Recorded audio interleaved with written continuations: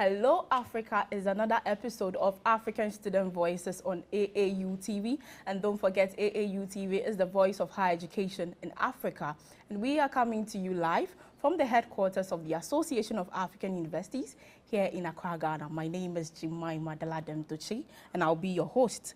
Today we are discussing the impact of strike actions on student academic performance, and I have here with me lovely guests who I'm going to introduce after the break. Don't also forget to join in the conversation on our social media handles, Association of African Universities on Facebook and YouTube, AAU TV _ African Universities on Twitter, and AAU TV Official on Instagram. We'll be right back.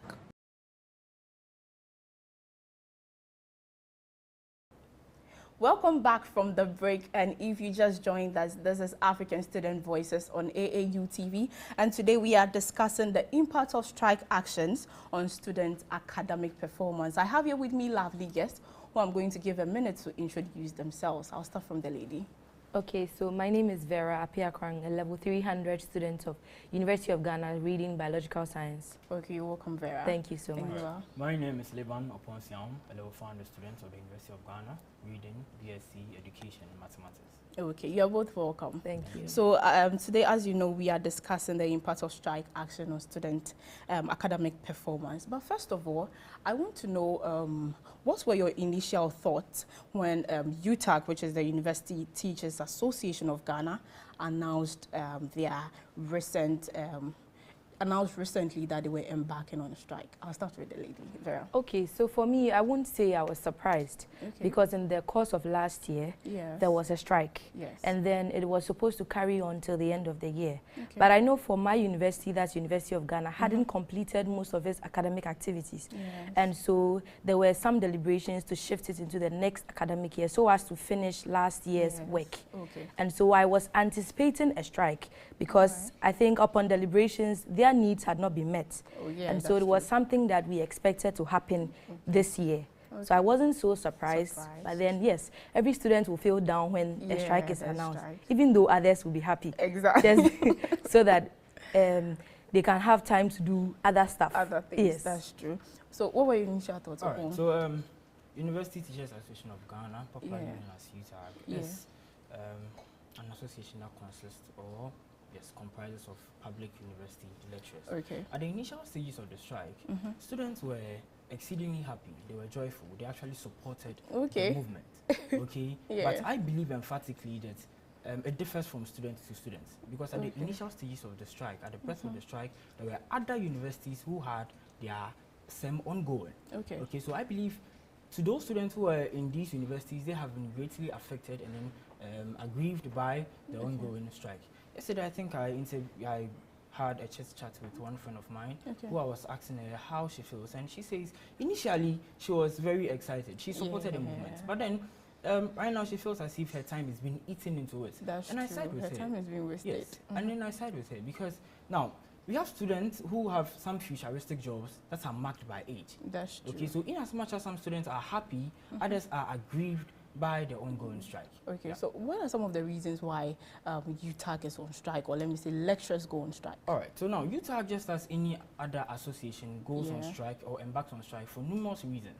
Okay. It's been monetary, maybe infrastructural, or maybe many reasons per se. Okay. But according to UTAG, the strike action was in response to the worsening conditions of services of the university teachers, and also the failure for the government to actually address their predicament. Okay. You get me? Yes. At the stipulated time. But some students also believe that UTAG embarked on the strike because the inability of government to actually pay their allowance. Okay. Whatever be the case, I believe that the discrepancies on the government side to actually solve or address UTAG issues is very abysmal, detrimental, and nothing to write home about. That's true. Vera, let me come to you. When all, when all solutions are exhausted, right now, upon mention that sometimes it's monetary issues and all that. And somewhere last year, the government said he was going to, meet with UTAG so that everything could solve. But up till now, things are not still getting solved. So what is it that is still pushing them? Well, I feel like a strike is more or less like a refusal to work. That's true. After a series of protests, and that's like the highest form. Okay, you push me to do something, I keep doing it, demanding for something in return. And then my needs are never met. You keep promising me to do it, keep promising me to do it. And then now I say, okay, I think you are capitalizing on the fact that I always come to work despite my predicament. But now I'm saying that I'm not going to come at all. So you realize it, that this is why I'm not coming. And then you can tackle it. So I think the government is aware and they are doing all what they can to do. Like to make the lecturers come back on track. But then just to put in, I actually side with the lecturers because if you look at the COVID-19, right?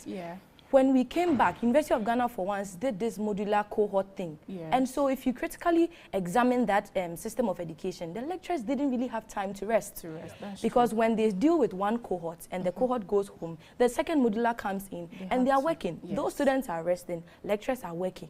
And so I feel like in that time, everyone knows, yes, COVID brought a lot of hardship and economic difficulties, but then there should be some appreciation to the lecturers because if you critically look at it, they work throughout the year, throughout. So I feel like this is also a time for them to rest.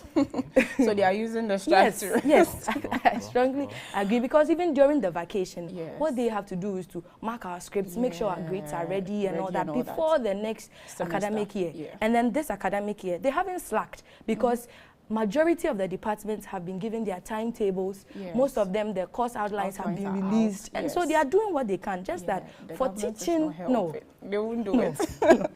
You know, when the news recently broke out that UTAG is on was going on strike, a lot of students were happy. You know, on social media, I saw a lot of comments and all that. Why do you think students were happy? Very I'll start from you. Students will obviously be happy because, you know, when you come to campus, there's a lot of stress once academic work starts. Because it's like back to back. So everyone, if it's not class, then it's IAs or something. So you're always on the move. And so when there's free time, there's a lot of time to do extracurricular activities, those who are going on trips, those who want to meet up with old friends. Exactly. And then it's like absence of academic work and they are not home too. You know, most of them have restrictions at home. So once you're on campus, there's freedom. And then you don't have any class to attend. You don't have anything to do, basically. But then once it kept going on and on and on, we are getting bored. Because like, how much fun can you have? How many trips can you go on? We are getting tired. So that is what is happening now. All right, so now, first of all, I will talk about the accommodation issues in the University of Ghana. Okay, so now people, every year, University of Ghana face this problem where students fight for halls and then they do not get. So this is actually an extra time for them to sort out their accommodation issues. That's the first thing. And then secondly, I feel students are naturally lazy. You get me? So it is as if it's a dream come true for them that lecturers are on strike. So they will praise you, support the movement and everything, whilst they use that extra time to sort out their own things. Okay, all right. So do you think the strike is having any positive impact on students? Oh yes, I believe it is. Okay, so yes, it is having, just as I said earlier, for accommodation, because there are people in Kumasi, Bron who keep on calling me seeking for accommodation. Okay, so I think that has been an extra time for them to actually sort out those issues. And then also for those who are doing their project works and all, I think it is an extra time for them to give them, to cover up things that they haven't done. So I believe the strike has had both positive and a negative impact. But it depends on where you are and what you are doing as at the time it happened. Okay, Vera, would you like to add something? I would like to add something to that. So if you want to look at the positive impact, it's not only limited to the final years who have to do a lot of work. There are people who are continuing students, haven't had much time to commit to studies. And they feel like, okay, pending people, there are people who have resets, there are people who have other things to do on campus. And so this is the time where they are working. And the clubs, associations on campus, like sports and all of that, they have the time now to work a lot, because when the lecture starts, you can't really say, okay, let's meet at 3 p.m. because someone might have a class. So right now we know there's a lot of free time to do a lot of things. Yes, that's what I like. But do you think students solidarize with university staff when they are on strike, Vera? Do they really sympathize with them in a way? I do. Okay, but I do, because I try to put myself in a position where if my father was a lecturer, has been teaching all year through, and the house is still not okay. It's not comfortable. And we don't even get to see him. When he comes, he sleeps. And then the following day, he has to get back to work. And he has been working throughout. And then now, he's demanding with his colleague lecturers that, okay, let's do it this way. And then he comes home. Yes, I'll be happy because I get to see my father. Of course. Yes. And then he gets to rest. And if you look at the age range of most of our lecturers, they are very old. And they have a lot of illnesses or sickness or conditions at this point that attack them at this age. So they need rest. And so I sympathize with them. I sympathize. I don't want to really pressure them because they are aged. That's true. Even the young ones, because of the caliber of the work, they tend to grow. Even though they are not that old. Yes, so I sympathize with them. Okay, Opon, would you like to add something? Oh, yes, I would like to add something. I think I side with her because now lecturers, most lecturers are at their old ages. Okay, so this is actually a time for them to rest. Okay. Yes. Okay, so what happens when students embark on strike? You know, it's not only lecturers who do embark on strike. So what happens when students also do that? Right, so now, when we talk about student strike or campus protest, okay, I believe it's a form of student activism, that indicates student dissatisfaction on either political or academic issues. Okay, so this mobilization is actually done to communicate to the school authorities that they are dissatisfied or they are dismayed by some issues that is ongoing on campus. Do you get me? But the irony of this, now the question is, what happens when students embark on strike? The irony here is when students embark on strike, they are the most affected. Well, yes, it's not the lecturer. Because first of all, management, comes to work even when students are not on campus. And then once a lecturer is ready to teach, the government is going to pay them. That's true. Whether the lecturer teaches or not, the government is going to pay them. So I believe that when students go on strike, they are the most affected. You get me? But then probably they are going on strike based on a reason that is very important to them. Okay, but then that means they are missing. Yes, they are. So if they do, it affects them. All right, Vera. So what are some of the reasons why students embark on strike, even though he has given a general view of that? If students should embark on strike, it shouldn't be more or less like economic reasons. I feel like students should embark on strike if, for example, there are not enough facilities to carry out teaching and learning. For example, those who use laboratories, those who have to do a lot of experiments, they are not having them, and then you expect them to practicalize the course. And so if they say they're not coming to class, it makes a lot of sense. Well, but then it always goes against the student if a student should embark on strike. And also maybe if they are not so much, how will I say it, the environment is not that conducive for class and all that, then students can say they are going on strike. But even that should be in extremities. I feel like students, all we have to do is to continue doing our peaceful demonstrations to voice out genuine concerns. Because when it comes to the issue of strike, I think it's like extreme. If you want to strike, you are hurting yourself. Okay, so do you think in this case, do you think management will support student strike or they support student strike? I don't think so. You don't think I don't think because so. You're at loss. The students is always at loss. The students are lost. And besides, you have paid your fees. Unless, of course, they go on strike during the vacation and they don't meet deadlines for payment of fees. But that doesn't make any sense. Meet the deadline. So it doesn't really work that way. So I don't think management actually supports a student strike. You know, there is a statement here that was made by the lead convener of Coalition of Concerned University Students, Kofi George Ibua. He said the ongoing strike will force students to demonstrate if the government fails to meet lecturers' demand. What do you make of the statement? I believe students would demonstrate because just as I said earlier, some people have some futuristic jobs that are marked by age. Okay, so the ongoing strike has become an encumbrance in our day-to-day activities. Okay, so I believe if students are fed up, just as students are, as it stands now, because we have students in UCC, UPSA, GTU, and all who are now fed up. They were actually in their semester when the strike came off.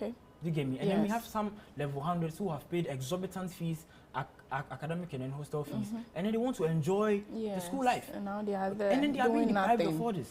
Okay, so I believe when students become extremely agitated, then they would go on strike. Okay, Vera, let me come to you. What do you personally, if there's a demonstration announced on campus for concerned students, myself, I won't be there. Why? I feel like this is a matter of management or staff and the government. Yes. And more or less, like, we are being updated whenever there's a deliberation and the outcome. Yeah. But it's not getting any better. It's not getting any better. Can I add something here? Okay. All right. So now, even though the fight is between management and the government. The government and then management, yeah. Who is being affected here? It is the lecturers. Students. No. Okay, yes, those who are affected. Those who are the students. is the students. Yes. Okay, because a lecturer would have other side jobs. That's true. Mostly they have side jobs. That's going to give him income. Yes. You get me? But what about the students? The student. I bring my son to the university, I pay exorbitant school fees, and then my son fees is, and everything. And he's on campus. I call my son, hey, how are things going? Oh, Dad, we are just there. How? You get me? So even though the fight is between them, we are being affected. We are the third party here who are being affected. So I believe, and then it's not as if the whole university should go on strike, but people who believe they have voices in the school can go on strike. That is what I was going to say. That if the whole university, like, students should now parade the whole campus and shout. Most of the lecturers are not even on campus again. They are not They're going on vacation. So it's like, if you are doing that, it's more or less like cost 90. Yeah. You're just going to waste your time over there. Your energy and resources and all that. It is going to send a message to the government. That But more or less, it won't do anything. It is actually going to do something. I'm telling you, if students are to stand up right now, oh, come on. It will get there. Shake the ground. How long have students demonstrated, and how many times have their issues been met? It hasn't been met. Well, fine. But because they feel like this is, in fact, if I was in government, I'll be like, this is an issue between me and your father. And you are shouting. You have a voice to disturb, but then I can't solve it because of you. Fine. But then let's say my father pays my school fees, and then my father works with you, and then you are not paying my daddy. You get me? It affects us, okay, and then the family as well. Yeah. Okay, this is not only affecting the lecturers, but then the students as well. Yes, their families and all that. And then also it is affecting our future. That's not to even talk about COVID-19, which has been a hindrance, okay, in our day-to-day activities, disrupted our teaching and learning procedure. So it's as if we are moving from frying pan to fire here. When we thought COVID-19 was over, cases were reducing. Now it's everything else. Strike. But for the demonstration, I'm not for it, because I know how students are. Even our SRC elections that went on. You know how students behave when it comes to demonstration. The vandalism is too much. It's too much. Because students have like nothing to lose. Nothing to lose. Most of them don't have children. Most of them don't have spouses. So if it's about fighting and disturbing and destroying and distracting school property, they will surely do it. But I feel like students need this rather. Be the one to pay for those infrastructure. Yes, but then as still it stands that government should see to it that it resolves its issues with UTAG. The government will. Just so as the industrial actions wouldn't happen. Yeah, that's true. It's as simple as that. Okay, so the conversation is getting quite interesting. We'll go for a quick break, and when we come back, we'll continue with it.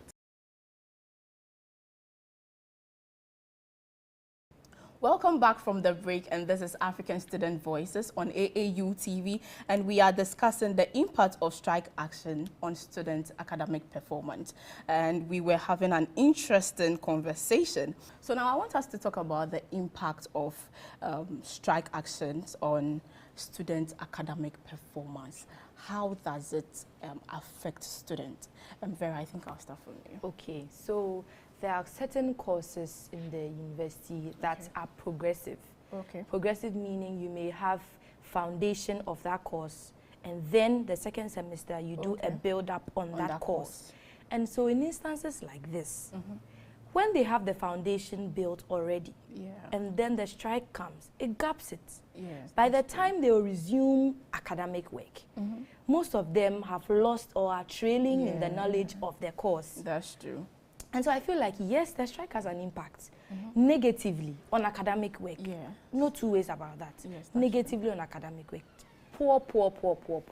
Because if you look at last semester's strike, last academic year strike, it came in the middle of the semester. And so when it resumed, it was examination period. And they had to just write, whether you know or you don't know. You write. But then luckily or fortunately for us, I would say we hadn't begun with any academic work Okay. And so it's like just space. Yeah. But who knows? When it comes back, they may cramp it from 13 weeks to 6 weeks. Yeah, that's true. Who knows? Because and that is the time negatively is going to affect us. We thought, true. okay, back to the regular semester will help us to keep up with academic work again. Yes. Because the 6 weeks was hell. Yeah, that's true. And so Very I feel busy. like, yes, it has a very negative impact on academic work. Mr. Fong. All right, so I would like to touch on what she said. You know, Okay. you are a student. A student, you need to learn, whether That's or true. not you're on campus. Whether or not they're striking, you need to learn. So Yeah. it is your duty to actually learn. So if lectures are to resume and then you go sit at the lecture hall and tell a lecturer, oh lecturer, you see you are on strike, so we didn't learn anything. It is going to go against you. That's true. Now, I read an article from 3 News Ghana, okay, where they had sampled students across the public universities, okay, from UCC, UPSC, I think KNUST, and then GTU. Now, I would like to group my statement into 2. Okay. Financial and then also the academics. Okay. Now, when it comes to financial, they interviewed a lady from UCC who actually made mention that when she's coming to school, the money given to her for her expenditure is calculated according to the weeks she's come to spend on campus. Wow. You get me? Yeah. So that should tell you that right now she's on campus spending the money without the semester ongoing. That's true. It is going to dawn back on the parents Yeah. to fund her or more. give her more money, okay, for her expenditure, and then that is a problem. And then also in KNOC, they made mention that they had exhausted their semester and then they were waiting a week to write their exams. Yeah, I heard that too. Do you get me? Now, in this period, okay, there's something called Halawa Week, where students have spent almost all their money and waiting to write their exams and then go home to their house. Do you get me? And then this has become some students are stranded right now. They don't know what to do. That's true. Now, back to the academics. If you should look at University of Ghana, our academic calendar, if you compare it to that of UPSC, you would realize that we are a sem behind. Okay. Okay? Yes, and that was caused by the COVID. Okay, which was an albatross on our necks and disrupted our teaching and learning and environment and procedures. Yes. You get me? So, even before the strike, we are a sem behind. You get me? And now the strike. Yes, and now the strike. Now, we are coming to spend, I think, 13 to 14 weeks on campus. We would vacate 2nd May or so. Now, if the strike is to be called off, 2 things. It is either one, we continue, we are in our 3rd week, okay? We continue with it, and that would actually affect students. That's true. Because now students will be pressured to actually learn. You get me? You know, when you take a lesson plan has units. You get me? So let's say if the 14 weeks you are to cover 15 units, okay, you would be pressured to finish all that between the stipulated time. You get me? Aside from that, if they are to extend it, let's say if the strike is to end maybe this week, then the academic semester is to begin the following week. Then they would extend the academic year. That's true. And it is going to eat into people's time because now university students, some work and fend for them own selves. You get me? So it is going to actually affect them on that side. You get me? So the strike has really affected students. It has really, really affected students. University students actually haven't experienced it because they are now coming to actually begin. Yes, they are now actually coming to begin the semester. Okay, and then also talking about graduate. Yes. For those who just graduated. Okay, now there are people who haven't seen some grades. Okay, and then there are people who are still doing their project work. That's true. You get me? So this has become a hindrance for them. They can't even graduate and go forward. Exactly. You get me? So now I think with the last graduation, they were like they would do another one for the 2nd batch. Yes. Oh really? Yes. You get me? And then now the strike. So this is actually going to eat into their time. Yes, and it has affected a lot of students. A lot.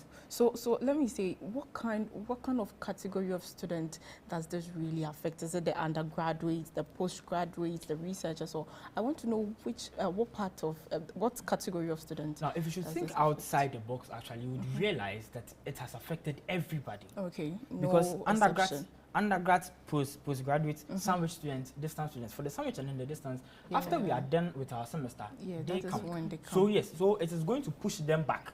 That's true. So once there's strike, it will affect everybody.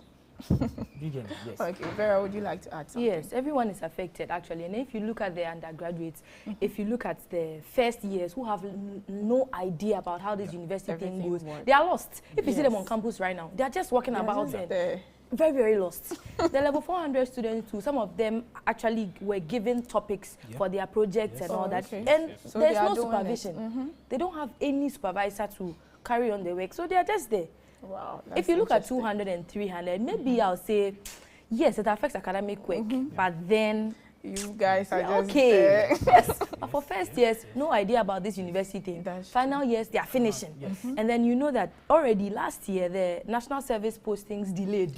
Because of the COVID. And now strike 2 is coming. And these people are, like, we're anticipating they'll be done soon so that the next batch can go. And the next batch is not even in school. Wow. So this is interesting. Yes, it will affect everything. Even looking at things, we are in our 3rd week.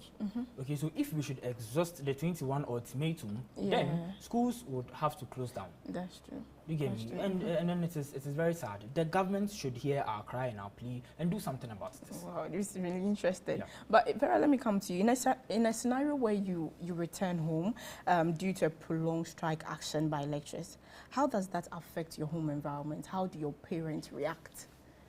Yes. This one is quite personal. They'll be disturbed. Yes. Very disturbed. Because they have actually sent money and all of that, taking care of you for some time. And then you come back home saying, we did nothing. Your money was, in quote, useless. And so now I'm back home. Take care of me again. Even though I have paid accommodation for you, I have paid, and accommodation is more or less like your water bill, your everything for you alone. They've sorted everything out for you. Go and live here. And now they've pushed you back home because we are on strike. School is not in session. Every parent will be disturbed. Except for selfish, in quote, parents who want their children around them all the time.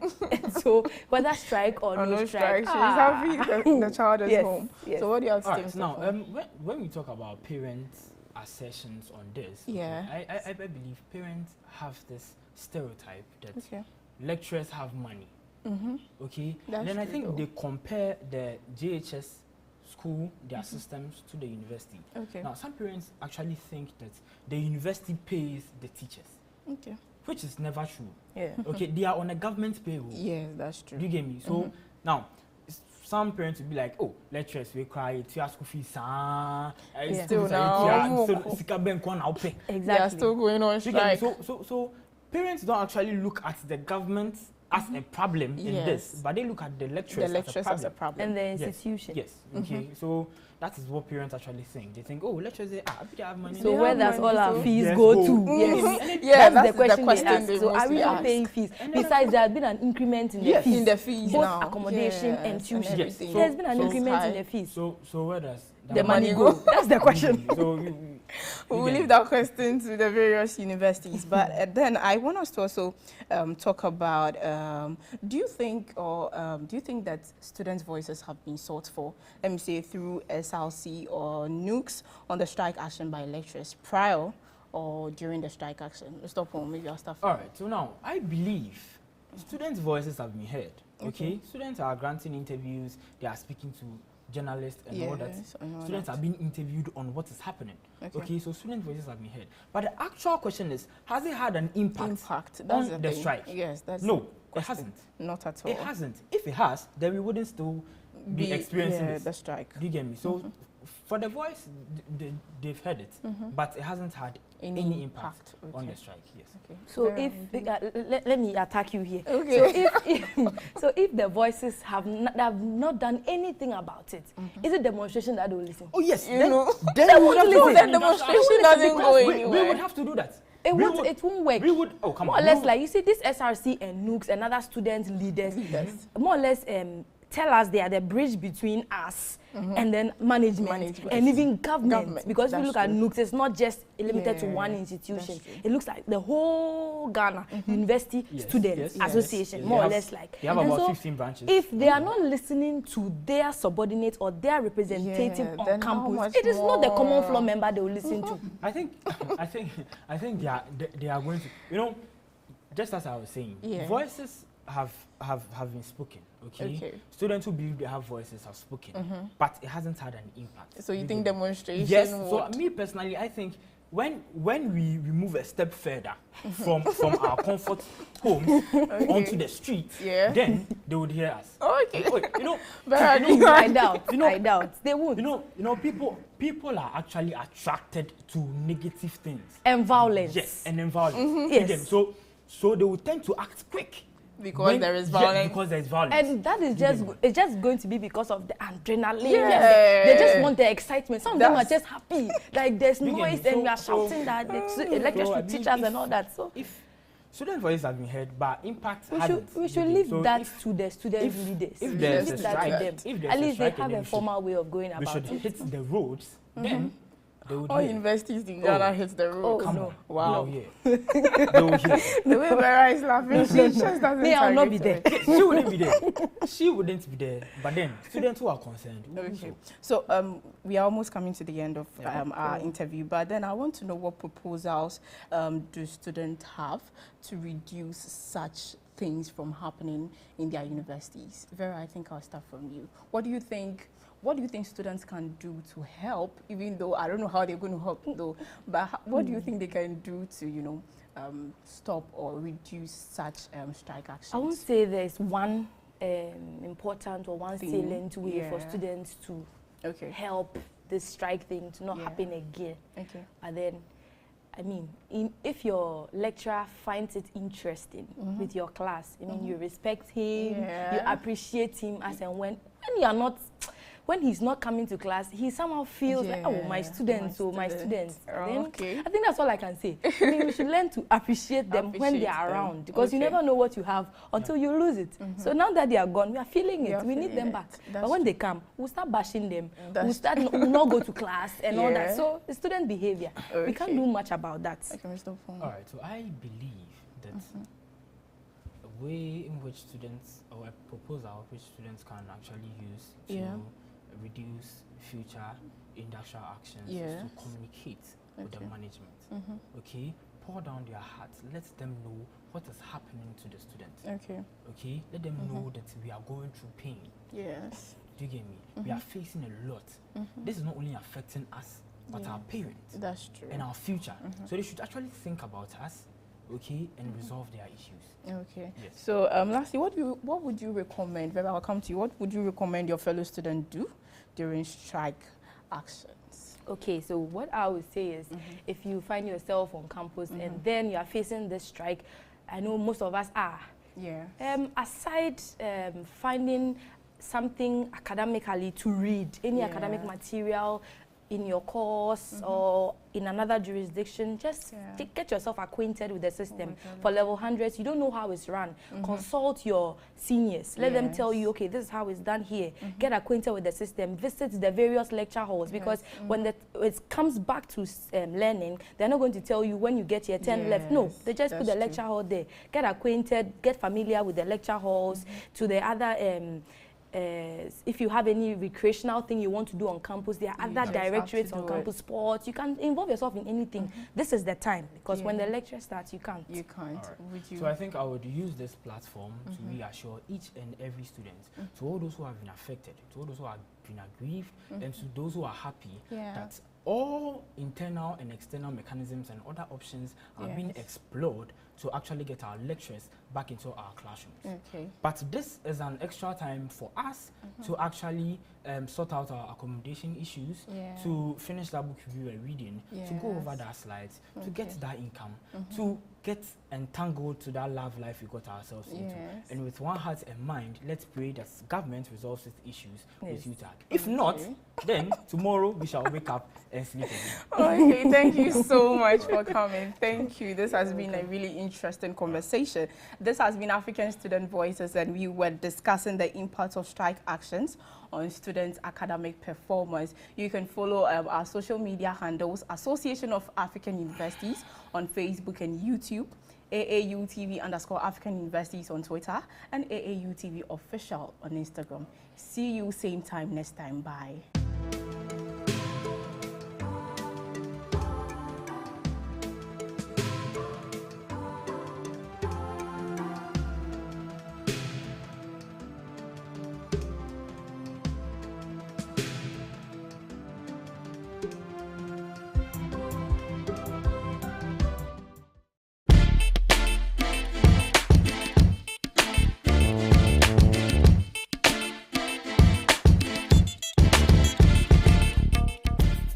Are you an institution or individual? Do you intend to organize a memorable event to be archived for future reference? Then look no further than AAU Studios, because it's your best bet with our spacious studio and state-of-the-art media equipment such as 4K Panasonic video cameras, KinoFlow lights, assorted microphones, live streaming equipment, among others.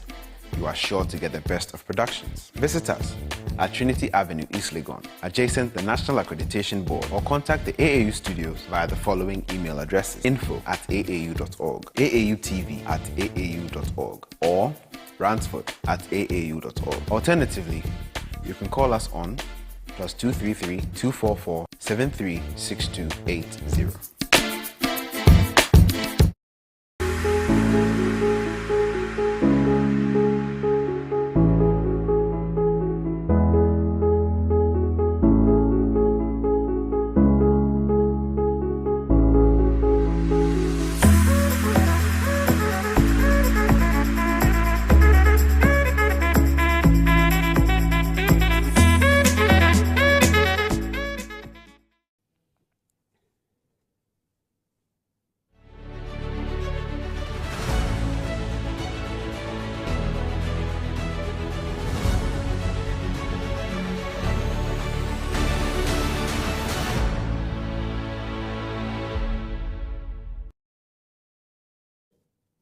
I bring you another special edition of AAU Talks at AAU TV. My name is Ajiman Ochodako, and you will be aware you heard about the African Continental Free Trade Area and the agreement that is all over the continent, and how we can transform and leverage on a 2.3 billion market that we have in Africa.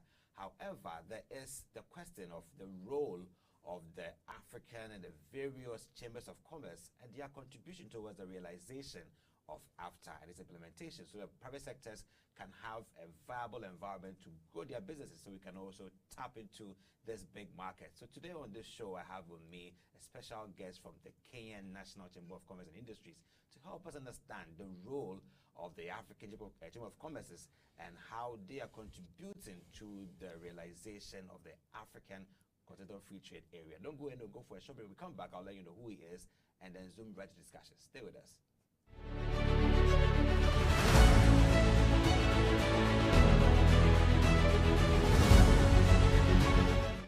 You're welcome back to AAU Talks, and my name is Ajiman Ochodako, and as I said earlier, we're discussing the role of the African Chamber of Commerce towards the realization of AFTA. I know it's something that you look forward to see. AFTA is more of like a business story all over the media, but we're not seeing its operationalization in the African continent because we have lots of barriers and lots of issues with implementation. And we're asking, who is responsible for what? So today I have with me the CEO of the Kenyan National Chamber of Commerce and Industry, in the person of Mr. Samuel Matonda. You're welcome to AE Talk, sir. Thank you very much. We're going to have you here to have this very important discussion on the way forward with AFTA, the challenge, the latent issue we're not seeing, but you are privy to because of your position. You know what's happening and how we can realize it. But first of all, let's know what brings you to Ghana all the way from Kenya. Thank you, Ajiman. My name is Samuel Matonda, as you've said. I'm the Chief Executive Officer of the Kenya National Chamber of Commerce and Industry.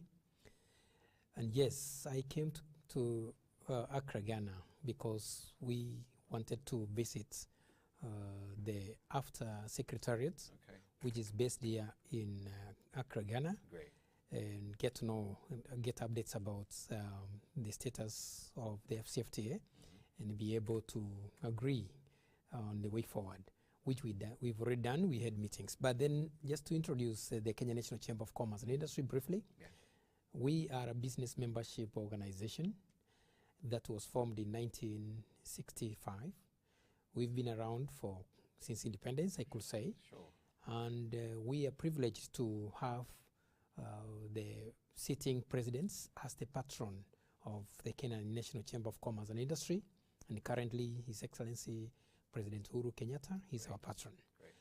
We have different categories of membership. We have, of course, the platinum members, the multinationals, the big companies like Safaricom and many others. We also have gold members and silver members, and of course now the SMEs, the corporate members, the micro and small enterprises directly, and indirectly covering a total of close to 7 million members that are subscribed to the Kenya National Chamber of Commerce and Industry. But as you see, the majority are the SMEs. What we do is we do advocacy. We assist the members to identify opportunities in the markets and facilitate their movement of goods and services from Kenya globally. And of course, those who are importing, we also assist them to really import whatever products and maybe the services they require to make them competitive and move on. We also do capacity building. We train our members in matters trade. Of course, we also do a lot of networking for our membership, whereby, commerce is about networks, whom you know, doing which product or which sector, and how we are able to really leverage on the networks to be able to ease trade. Having said that, of course, then I'll now come to why I came here. I came here because the African Free Continental Trade Agreement is timely, and we as a private sector are very keen on its implementation. I know the African governments have come together, and from the goodwill, they have been able to say, yes, let us encourage intra-African trade to increase from 4% to now 8% to even 50-60%, just like the other continents are doing intra-continental trade amongst themselves. The intra-continental trade gives a lot of leverage and creates trade and business and opportunities for the continental business community that is involved.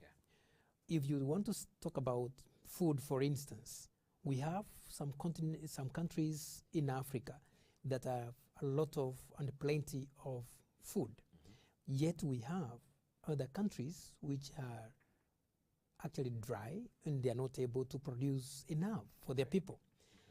But so instead of going out of the continent to procure the food for the people of Africa, it is very easy for us to really supply the food within the continent, and that creating a lot of supply chain advancement, because you'll even have to add value for the produce. So that is very key. If we encourage intra-Africa trade, then that means we are trading amongst ourselves, and we can only be able to import from outside the continent what we are not able to supply or produce.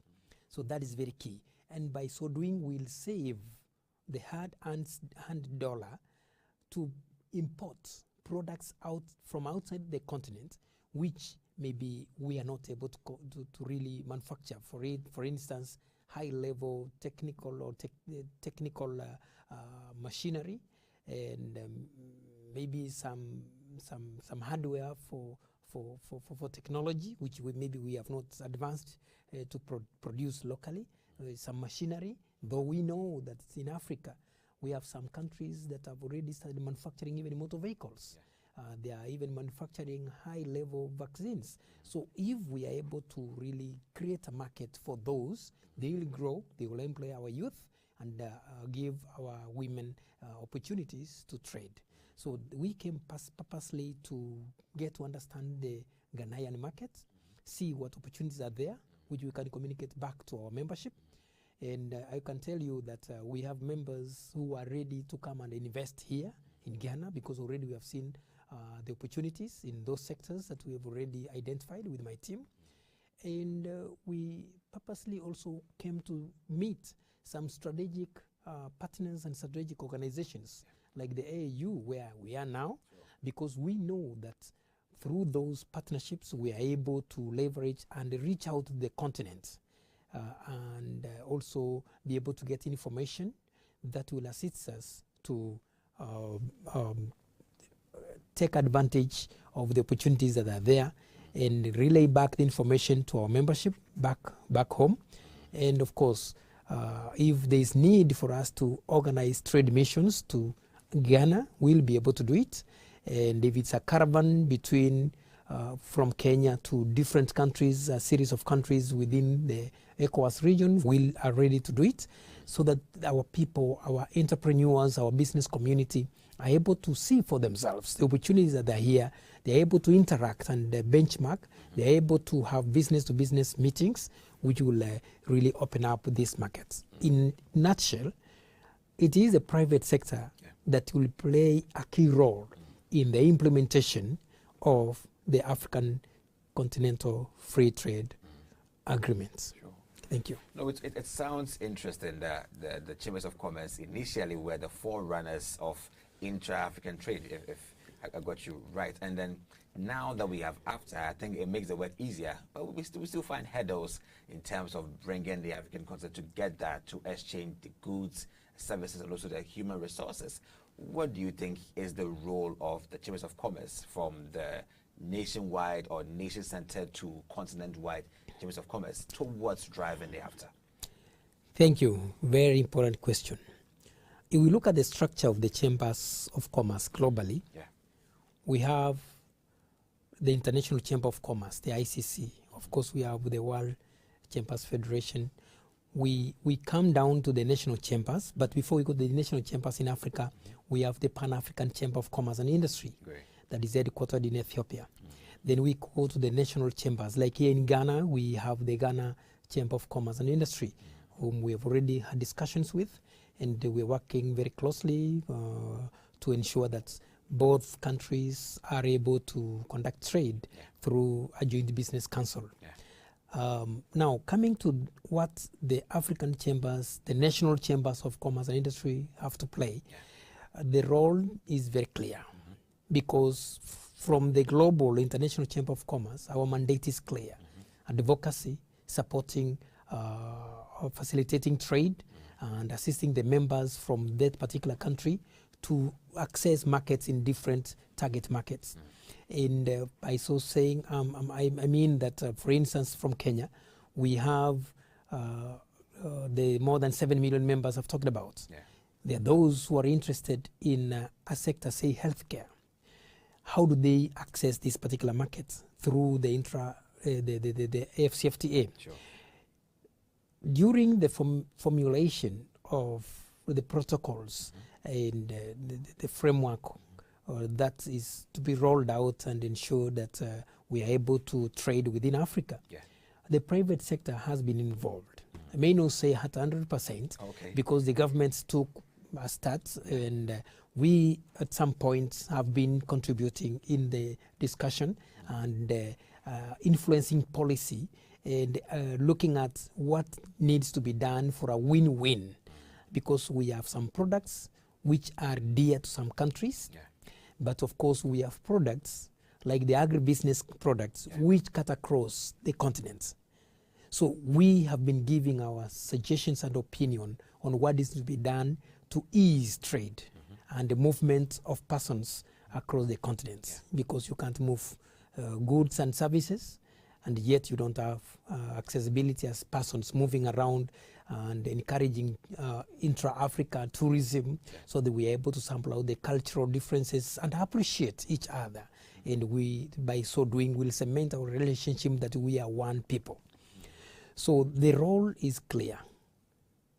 Getting out to know what opportunities are there in whichever country, what our members from each country require, and what products they are manufacturing or services they are offering, and identifying through the network of the chambers of commerce in Africa, the national ones, and share and discuss on how best can we partner and how do we leverage on our strengths at the national level to link out these other countries and be able to ensure that there is movement of persons, movement of goods and services.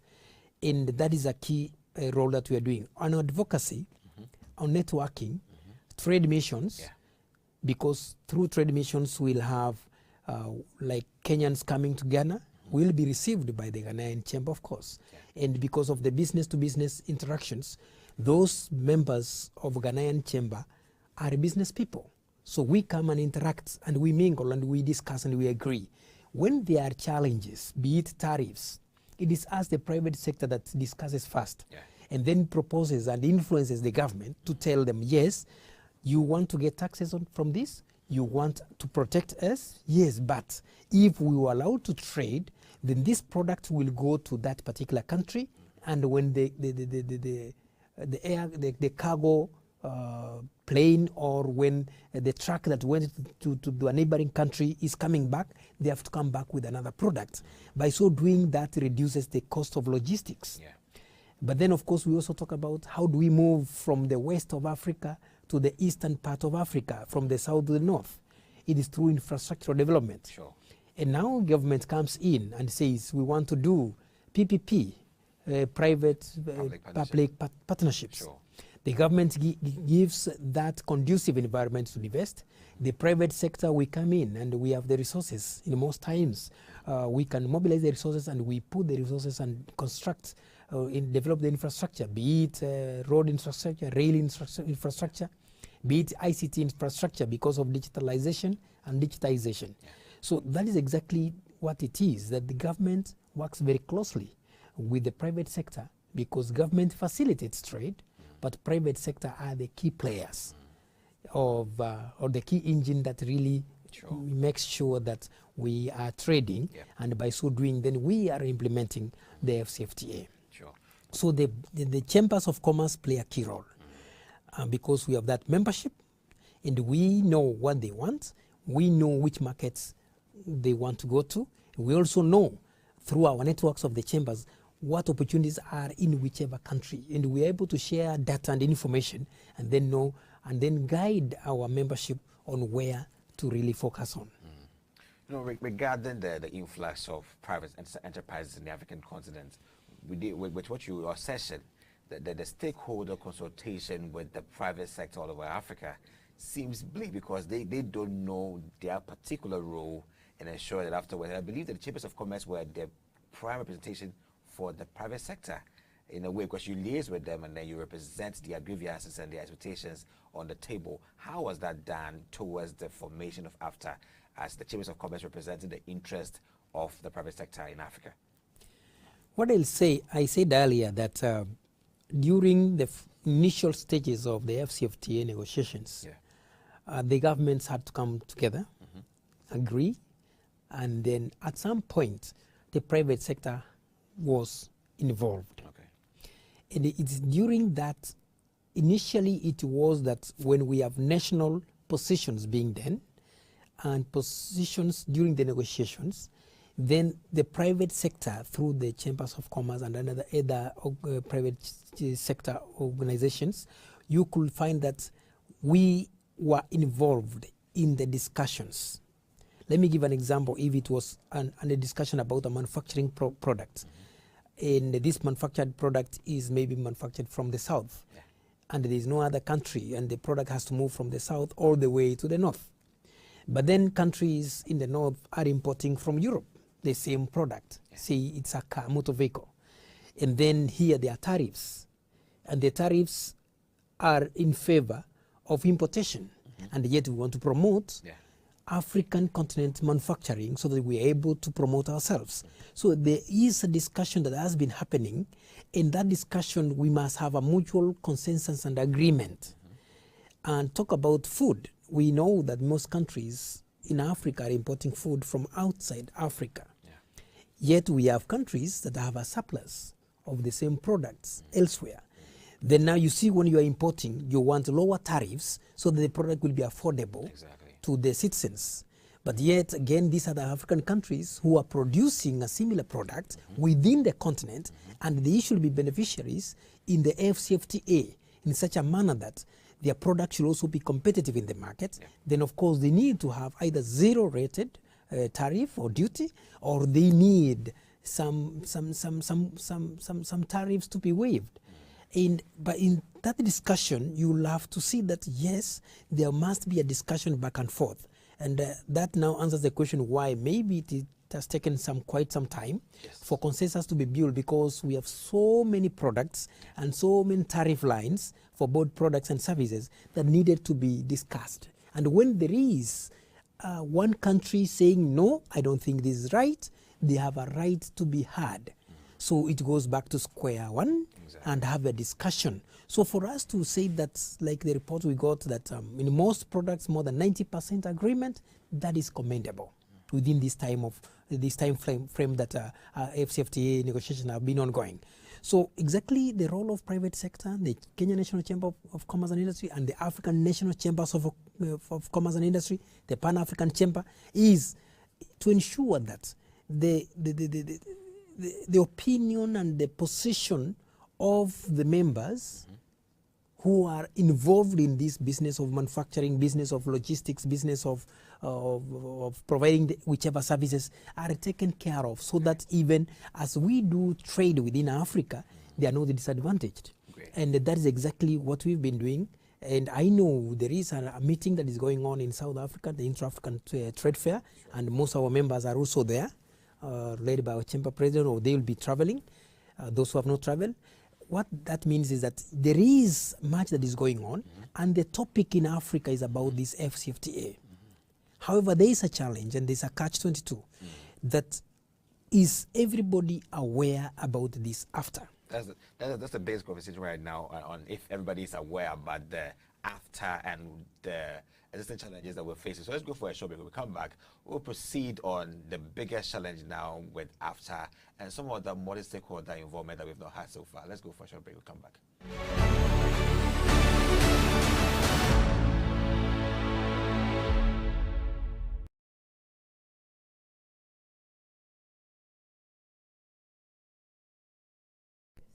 Welcome back to AAU Talks, and I'm here with Samuel Matonda, and he's the CEO for the Kenyan National Chamber of Commerce and Industry, and we're discussing the role of the Chamber of Commerce towards the implementation of AFTA and some of the lingering challenges that we have to do with, or do away with, and see to the fruitfulness of AFTA. But back to the issue, we were talking about the challenges that we're facing right now, and one of them is partnerships. So it is good that you're here from Kenya to partner with the Ghanaian Chamber of Commerce, and also how building a very strong chain of network among chambers of commerce in the African continent, so we can drive that understanding and free movement protocol towards AFTA. How are you doing so far in terms of partnerships in the African continent, basically? Thank you very much for that. Again, as I said earlier, we have the Pan-African Chamber of Commerce and Industry. But of course, we have also engagement with the different chambers of commerce and industry. And I will say that we've done very well in Africa, because majority of the national chambers of commerce and industry, we have a memoranda of understanding between the bilaterals, and that is because of the uniqueness of each country and the uniqueness of each member states, because for instance we may have some state that is highly agricultural, basing their GDP on agribusiness. Yet you go to another member state and you find they are purely relying on oil or mining. You go to another, you find that whatever they are doing is purely imports, ICT revenue, and revenue, and their revenue is from a different source. So by having bilateral discussions between the chambers, we are able to pin down and say, this is the focus, this is our strength, this is our weakness, this is how we need to work, and we have joint business councils between those countries. So for Ghana, for instance, I would say that we've had discussions. We are reviewing our MOU and really coming up to terms, because after the pandemic, many things have changed. And Africa was taught a lesson that we have to look inward, because most of the basic goods and needs were not available, they were not at our disposal, until the countries that we were relying on had to satisfy their national needs, because before they got a surplus to supply Africa. So that really encouraged even us the more that we are able to produce for Africa and supply Africa, even as we get other products globally which are not really available in Africa. So the partnerships are very key. We have different organizations that are key and their mandates are different, but they support commerce. Okay. For instance, the AAU, where I am, you have a mandate to link up all the universities in Africa. Sure. To communicate, to research, to coordinate the African universities. And then as private sector, we come in and say, as the chamber, we need this skill, which is important. But then, of course, because we've not started manufacturing this particular product, now we've seen there's an opportunity with FCFTA coming in. Are you able to develop a skill that will utilize as the private sector's industry so that we really leverage on that? Then it's now through such partnerships, we have a discussion. Maybe we need to pass on information about a research finding, which after our discussion, we've said we need to research on this and this particular area. There is a challenge, and it's something that we think we can offer a solution. So for that to happen, there must be research conducted. And once the research is conducted, we come in to partner with you to disseminate that to the private sector through the chambers of commerce. That we have a large membership across Africa.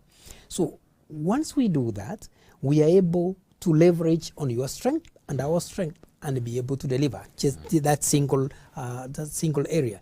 We know that there are so many programs that are being run in Africa. And through partnerships, we can leverage and say, can we harmonize our focus and strategies and be able to deliver instead of duplication of activities? Yeah. We also know that, for instance, you are running this TV station, and we have the private sector who are in the sector and they are experts in that sector. Maybe they want to share. As you share your programs with them, they also share your programs and you learn on whatever that's happening. That is the essence of partnerships. And we know that information is power. So if in East Africa we are not able to get information from the West African nation like Ghana, where we have the FCFTA headquartered, then we may not be coming here all the time. But if we have a channel of discussion through our partnerships, we'll be able to get information from each nation in Africa, and we have a platform whereby we are sharing that information, and using our membership base, we are able to disseminate that information down. And by so doing, we will have really leveraged on the scarce resources that we have and realized our objectives globally as institutions. So partnership is very key. We start with partnering with the Ghanaian Chamber, the FCFTA. They really rely on the private sector to achieve and implement. We have the private sector players. We have governments who are funding this FCFTA and putting a lot of resources. But of course, the resources also are generated from the private sector because we pay taxes. So we are part and parcel. It's just a cycle that we are having. But of course, putting all the monies in one coffer and then of course utilizing the same to develop the continents. So that is exactly. And on partnership again, you know, we may have businesses here and they want to enter into a pan-African infrastructural development. But then, of course, as an individual company, they are not able to. But when they partner and they work together, like what is happening through the Afrexim Bank, which is funding most of those projects in Africa, you realize that we are able to form joint ventures and be able to move. Because setting up in Ghana, for instance, would be ideal if we had a Ghanaian business person partnering with another business person from another country. Because they have the strengths here, and the other person who is coming in as an investor, say it's a Kenyan investor, they'll be able to leverage very fast and really master the market very fast and even be able to access the ECOWAS market. So that is exactly what partnerships are all about. It is trust, it's friendship, but of course it's tapping into opportunities and creating synergies. Back to the same partnership, is one of the generalized things we talk about higher education. It's more generalized. We don't really know the specific outlined roles the higher education community in Africa must play to assure, to support the cause of the Chambers of Commerce in realizing after. What do you expect from these African higher education institutions towards realizing after and also aiding the Chambers of Commerce? Thank you very much. The name is Ajaman. Thank you, Ajaman. I think what you're saying is, what is the role of the universities, the higher education institutions? Absolutely. They are giving skills, transferring skills to those who are students, mostly the youth. And they are imparting these skills so that the skills can be utilized to add value in the community, in society. Sure. So private sector comes in, industry comes in to utilize these skills so that they are able to manufacture and add value in the raw form of products that we have. For instance, if it's a mining, there is the manual work of mining. Of course, there is technology utilized.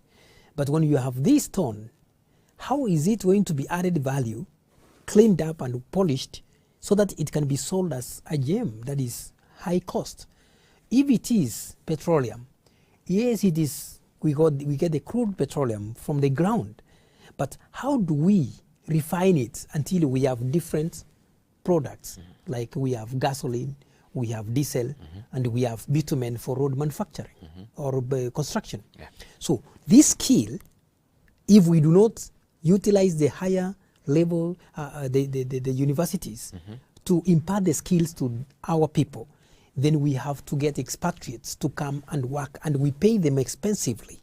But if we have these Africans with the skills and expertise, then definitely they'll be paid and they'll plow back the money to the economy. So that is a key role that you're playing. Research. The globe is moving, the world is moving and changing daily. So what are the challenges? And then the universities come in to research and find out the solutions.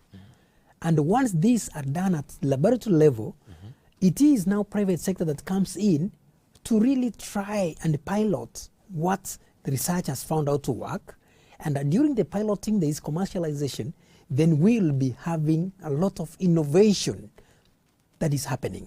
That is why through the partnership between ourselves and the AAU, if we came up with these innovation fairs, African innovation fairs, for instance, so that we are able to share and showcase what are these innovations that the Kenyans have come up with, what are these innovations that the Ghanaians have come up with, what are these innovations that the Ethiopians, South Africans, Nigerians, and any other African scholars have come up with. Then how do we utilize these innovations and now monetize them or commercialize them? Commercialization is left for the private sector to do it, because now they'll put in resources and ensure that they pilot and then they increase that. And by so doing, we will be utilizing the universities to offer solutions to the challenges that the Africans are facing. I know most of the political leaders have said before that we have African solutions for African problems. Exactly. And these innovations that will be coming up from these institutions will be African solutions, because the innovators will be thinking, they have seen a problem, they are trying to think, how do we solve that problem? We may not reinvent the wheel, because we may have other innovations that we can modify here. And that can also be done through the universities, who break down, that's reverse engineering. They break down whatever that is available. Then they look back and say, yes, this is what it is, but how do we customize? That calls for the higher level learning institutions, the universities, the TVET institutions, for them to really realize that.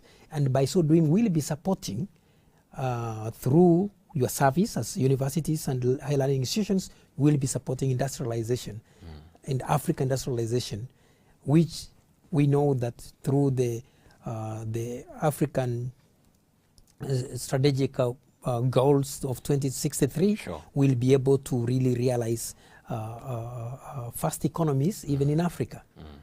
I was just looking forward to hear that if there will be any connection internationally, any international collaborations to ensure that this is done very well.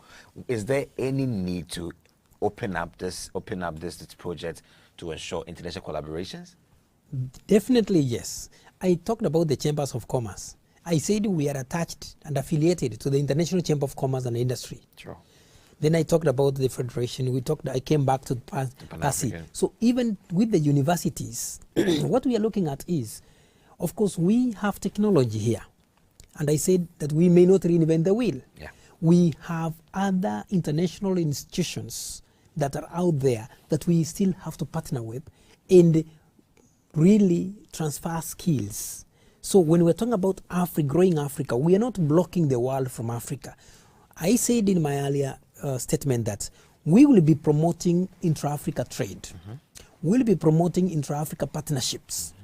But there are things that we need to really partner with the world. For example, if we have high radiotherapy machinery or equipment manufactured in a country outside, in Europe, we've not reached that skill yet.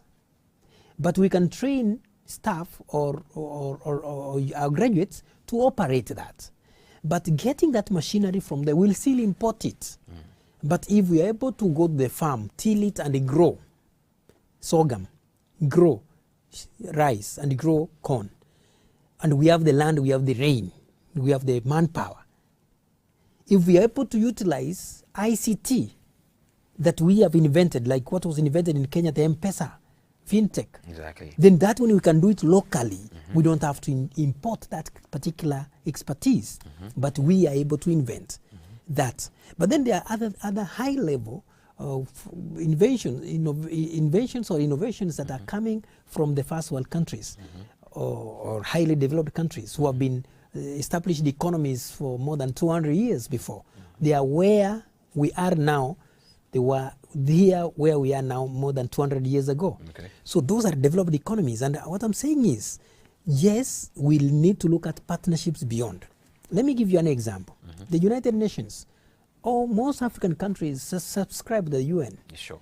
And that kitty is to benefit everyone globally. So we still have partnerships with those agencies. Great. The World Trade Organization, we subscribe to trade, and we know that we have to allow competition to happen. Sure. And that means we have to really work with the World Trade Organization, even in whatever that we're doing, and that calls for international partnership.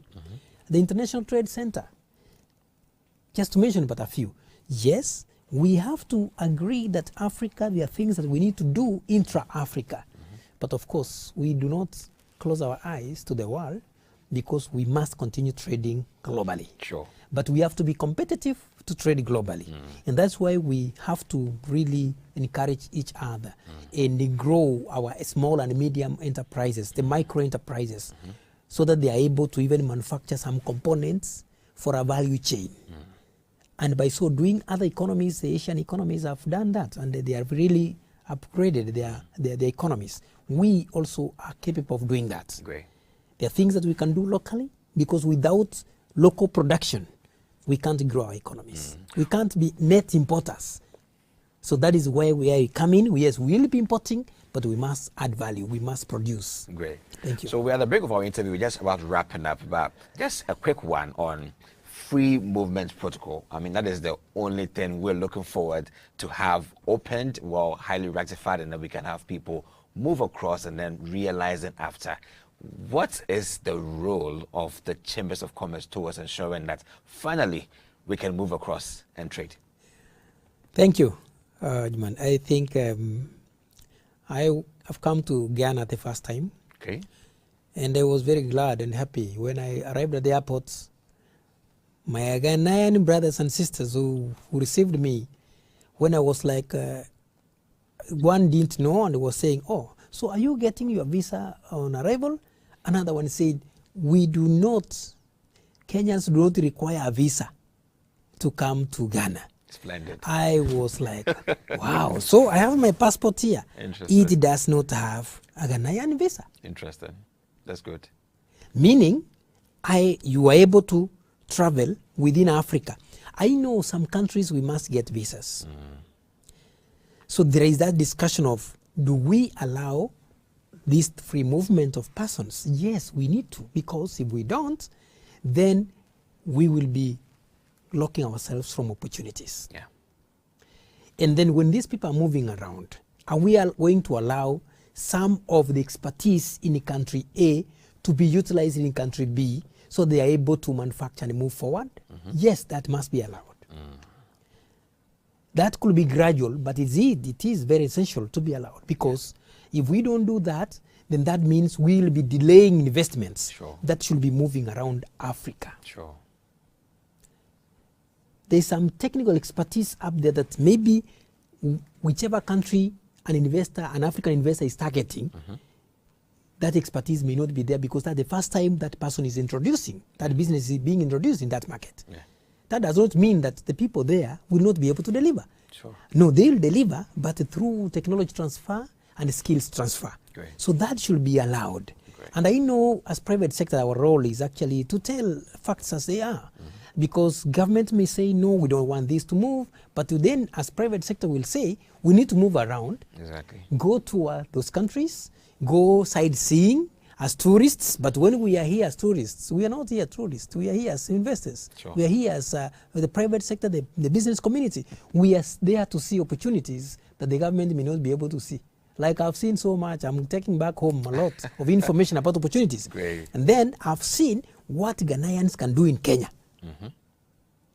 Because there are things we don't do and you are doing here. So when I'm going back and when that mission comes here, they'll come and really take advantage of that. But when they go back also, the mission from Ghana to Kenya will also see other opportunities. We have investors in Kenya, Ghanaian investors in Kenya. We also have others coming here. So that's the exchange we are talking about. If it's done across all the 54 countries, I'm telling you that we will be a formidable economy, the African economy, which our forefathers envisioned at independence. And they have been talking about this coming together. I really want to applaud the political leadership across Africa, because this far we've come within a very short discussion, a short time, since FCFTA negotiations started.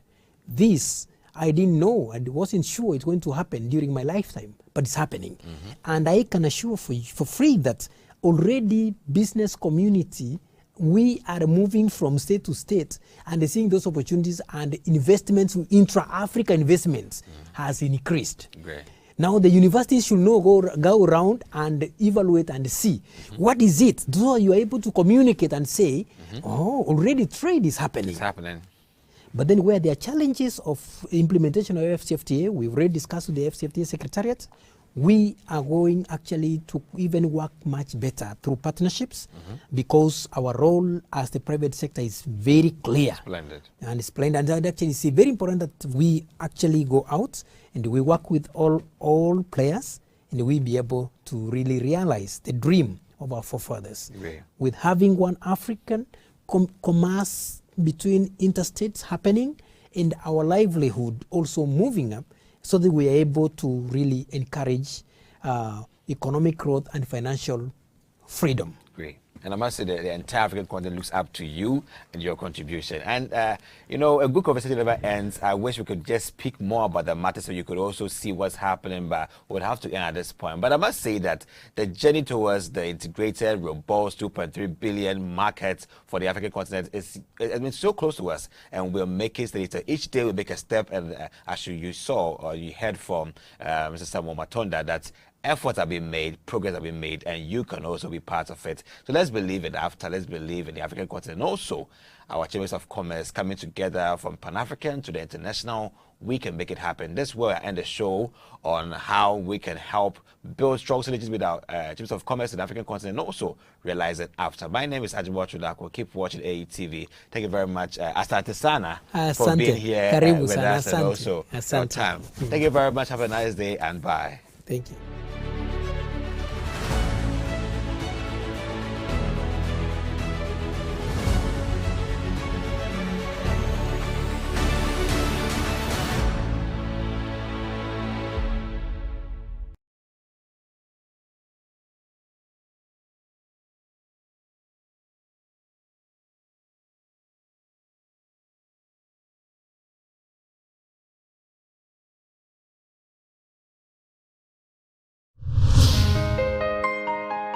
Hey, so this is Dishant from Unica University Common Application. I recommend you to watch AAU television. AAU TV is the place to be for every person in higher education in Africa. Better be there or be nowhere. Continuez de regarder la télé et surtout sur le AAU. Keep watching it. and it will change the way you interact with higher education on the continent. AAU, great job. I want to tell you that AAU television is fantastic, it's educative, it's informative, and it is a must for anybody who is interested in higher education in Africa. When I was in Accra last year, I did an interview on this TV. It's a very important mouthpiece. It's a data, it's a bank of all we need for the development of higher education in Africa. People should make an effort to view it because it discusses very current issues of development across the continent. I believe that the station will continue to promote the overall development of Africa, particularly in the tertiary education sector. AAU TV provides a platform and shares a lot of information to a broader audience. So we wish you all the best and please continue serving AAU TV, the voice of higher education in Africa.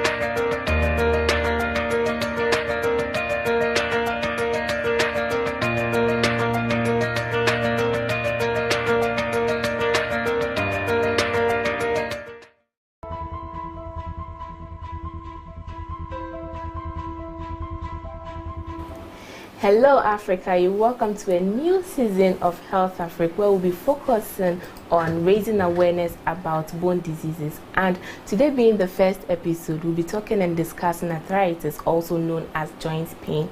This discussion is brought to you by the Association of African Universities, and you can follow this discussion on our social media handles at Association of African Universities on Facebook and YouTube, and AAU TV _African Universities on Twitter. I am Isabella Teta Ahinapa, your host. Please stay tuned, we'll be right back.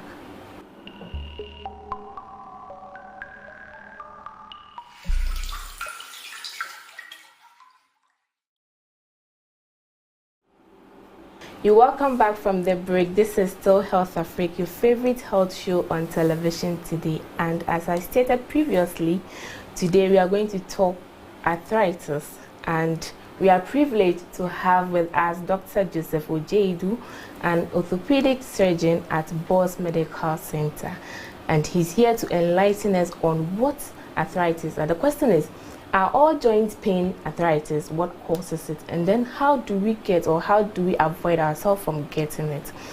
Dr. Joseph Ojeidu. Thank you, Isabella. You're welcome to Health Africa. Thanks so much. Okay, Thanks for having me. I'd like you to tell us more about yourself and then what Boss Medical Center is. Right, thanks Isabella. So I'm Dr. Joseph Ojeidu. I'm an orthopedic surgeon. I trained in Ghana at the University of Ghana Medical School, and I did my fellowship in orthopedic surgery under the West African College of Surgeons. So I graduated in 2009. And I have been practicing orthopedics in Ghana and the United States since then. I did a subspecialty training in New York, and so that's one of the things that I bring on board. I'm entirely Ghanaian, both parents. What else do you want? I want to know what Boss Medical Center does. Okay, so Boss Medical Center is an acronym. So Boss stands for Brain, Orthopedics, and Spine Specialists. Okay. So it's just an acronym for Brain, Orthopedics, and Spine Specialists. There are two doctors in here primarily to start up this place. My colleague, he's a neurosurgeon, so he does brain and spine work, and I do orthopedic work, and that's how we got the name Boss Medical Center. Once again, thank you for having us. Now, we are here talking about arthritis, and briefly tell us what arthritis is. So arthritis is a very interesting question. Thanks for it.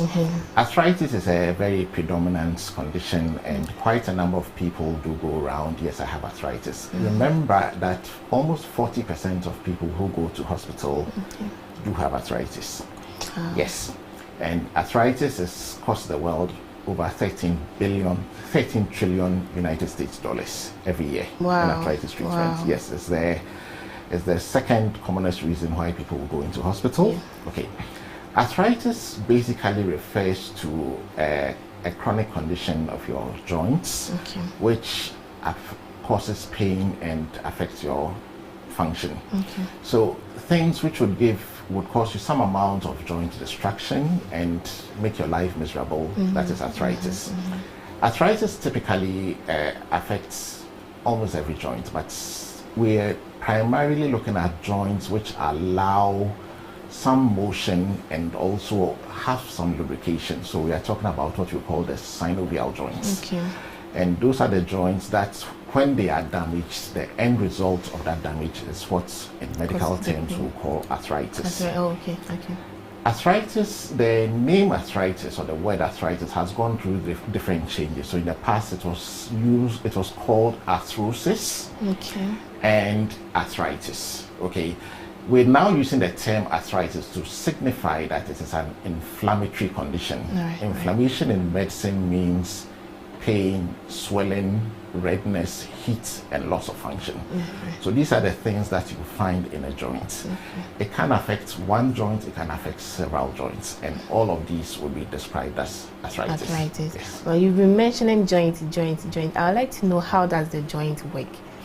Right, so the joint is a specialized part of your body which links your musculoskeletal system or links your bones. Your joint is, in this particular case, is primarily designed to allow you to move without having pain. So if your musculoskeletal system or all your bones were one solid piece of bone, they wouldn't be able to move at all. But for me to be able to sit with you and bend my elbow, it means I'm bending my elbow joint, but I'm not having pain at all. And it's because the synovial, the articular surface is designed for that. So I can have a similar one in my neck, I can have a similar one in my knee or in my fingers, and all these are the different joints that I'm saying are affected by arthritis. Yes. According to the research that I did, there are about more than 100 types of arthritis, but then tell us the common ones, the types of arthritis. Another interesting question, because the bulk of the time we talk about arthritis, we're talking about osteoarthritis. So some people would try to describe that as the wear and tear, but that forms about 85% of arthritis. Yes, it's just osteoarthritis. For me, to make life very practical, knowing that there are about 200 different types of arthritis, and sometimes it's not even worthwhile to find the difference, I would look at two types of arthritis. There is the osteoarthritis and the inflammatory arthritis. So most of the time we are working either as osteoarthritis or inflammatory arthritis.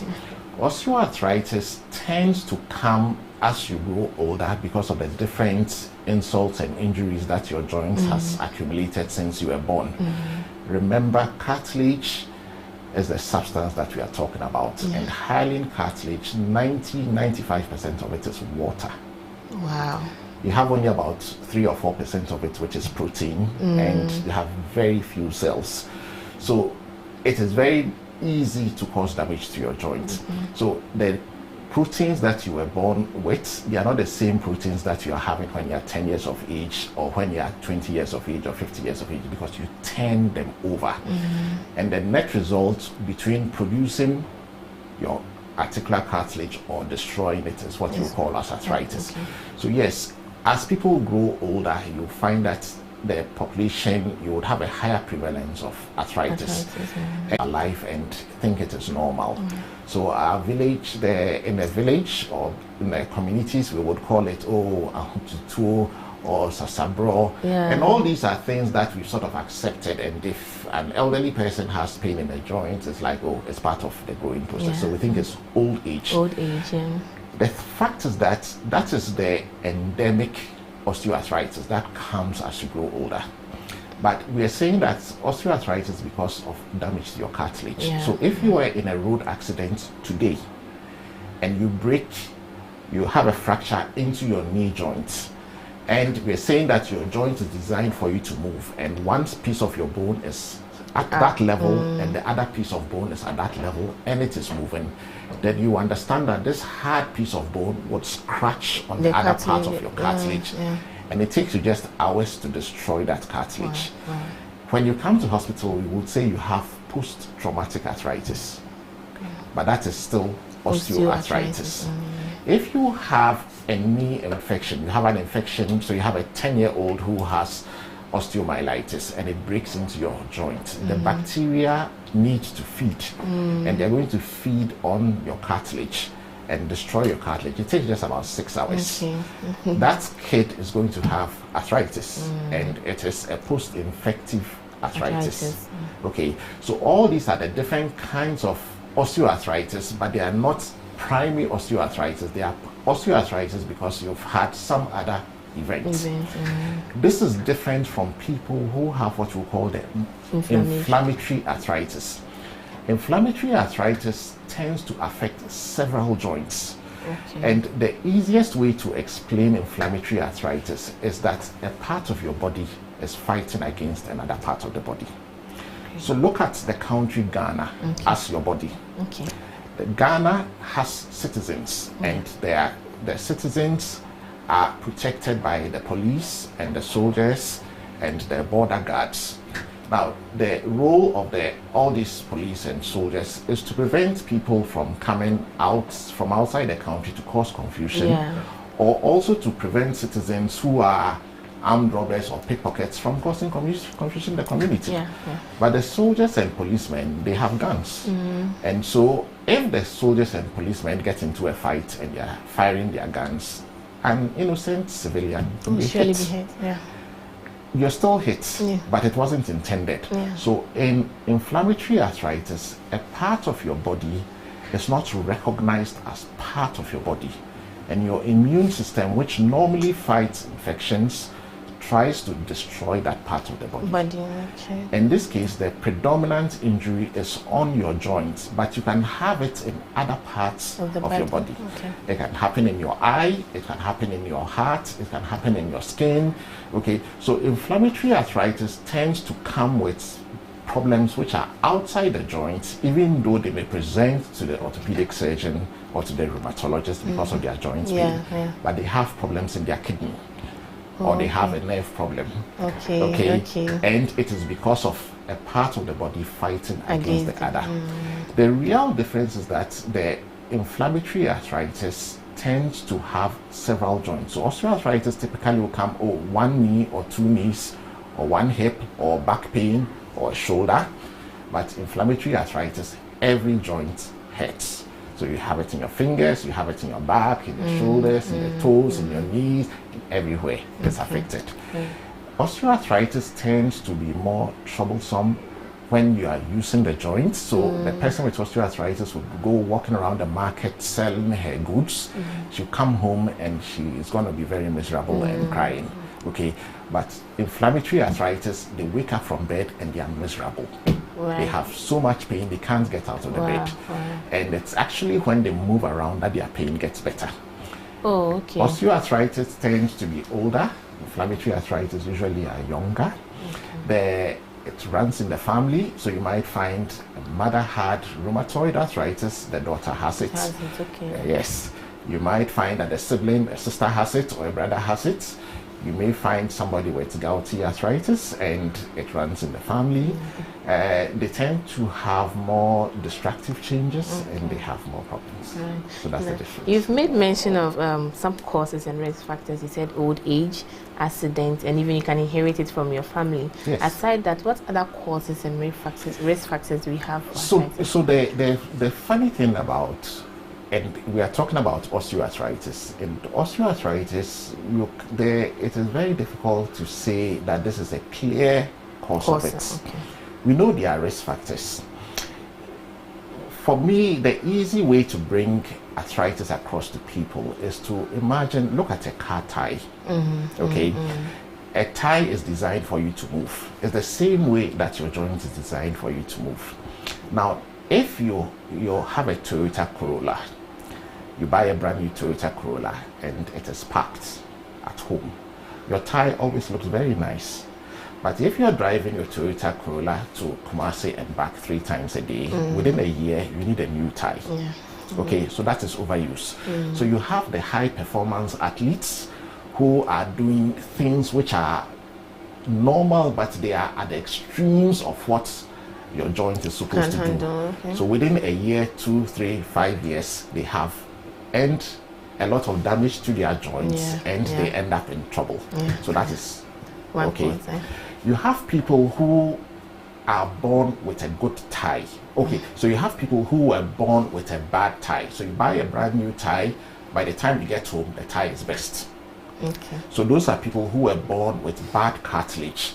There are conditions such as the Merkel syndrome or people with the Marfan syndrome. They have problems in the manufacture of collagen. Okay.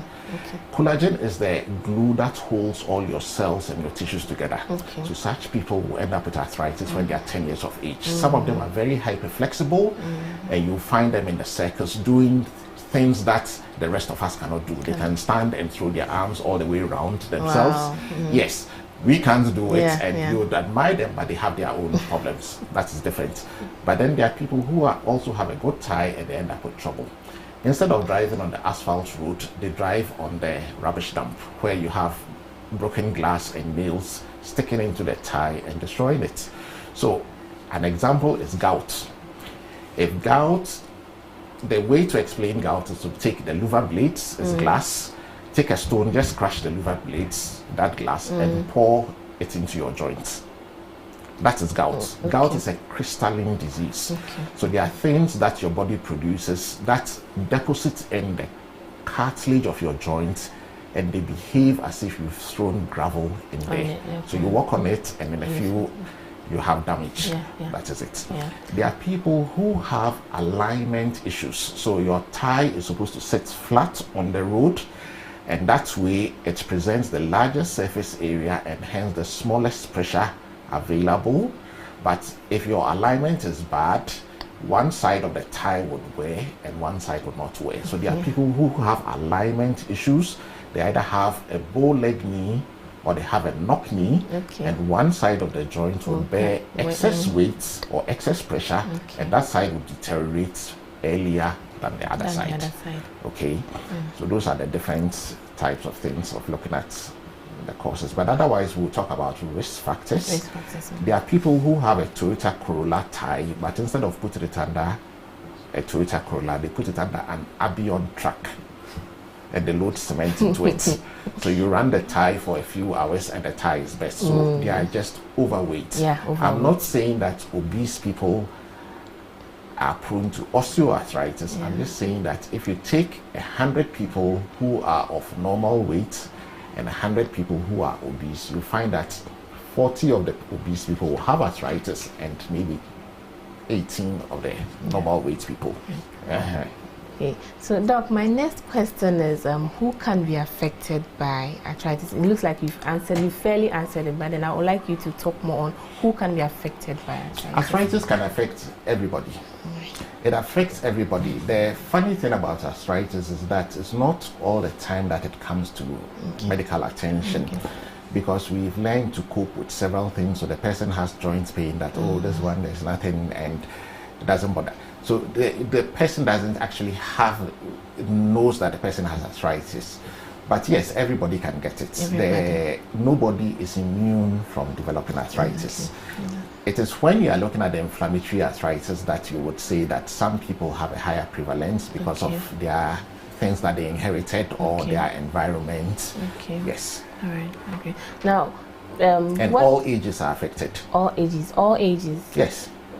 There's something called juvenile rheumatoid arthritis. Juvenile rheumatoid arthritis, some of the children, they're about 8 or 10 years of age and they are crippled by arthritis. Yes. It means that the joint is so damaged that they are literally wheelchair bound. Yes. What are some of the symptoms of arthritis? I've heard pains, swelling at the joint, and what are other symptoms we have? So pain is the predominant symptom. Pain is the predominant symptom, and it's pain in a joint. and it's pain that can be so bad to disturb your activities of daily living or make it difficult for you even to have a good night's sleep. Okay, so there are different levels of pain, but also some of them would come in with swelling. They may come in with a limp. They may come in with instability, so they have a tendency to fall down because their knee is unstable. Or sometimes even the muscle, when you have an acute pain, the muscle can shut down, so you have a local reflex, and that can cause them to fall down. They tend to have joint destruction, and that will give you the deformities. Some of them will come in complaining of noises. Anytime I try to move my hip or my knee, there's this loud noise. Okay, yes, so some of them will come in with very simple things. It is difficult for me to get out of the car, or difficult to get off the toilet seat, or I can't put my socks on because you can't bend the hip. So those are the different things. Some of them are just nagging pain, or my back always hurts, but by and large it is pain. Before we go for the break, I would like to ask, are all joint pain arthritis? No.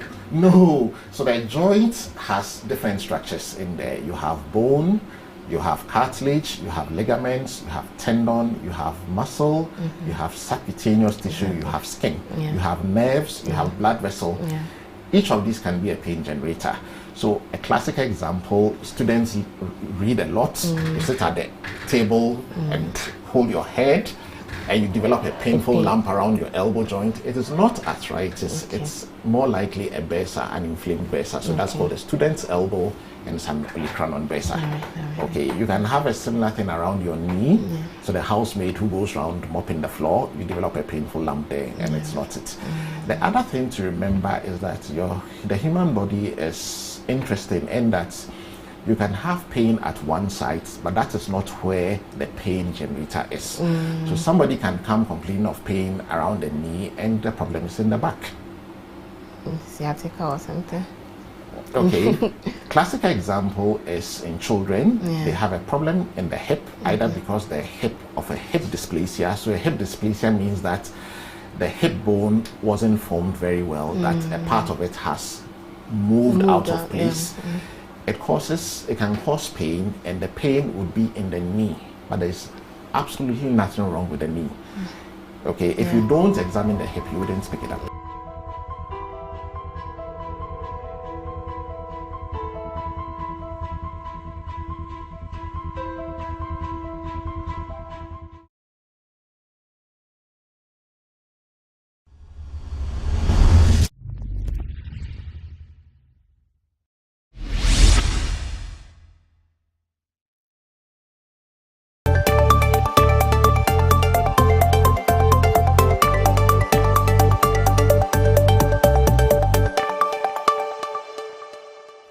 Hello Africa, welcome to Event Update on AAU TV, brought to you by the Association of African Universities. Event Update is all about upcoming higher education events and scholarship opportunities in Africa. I am Isabella Tetahinakwa. Je m'appelle Alexandra Densol.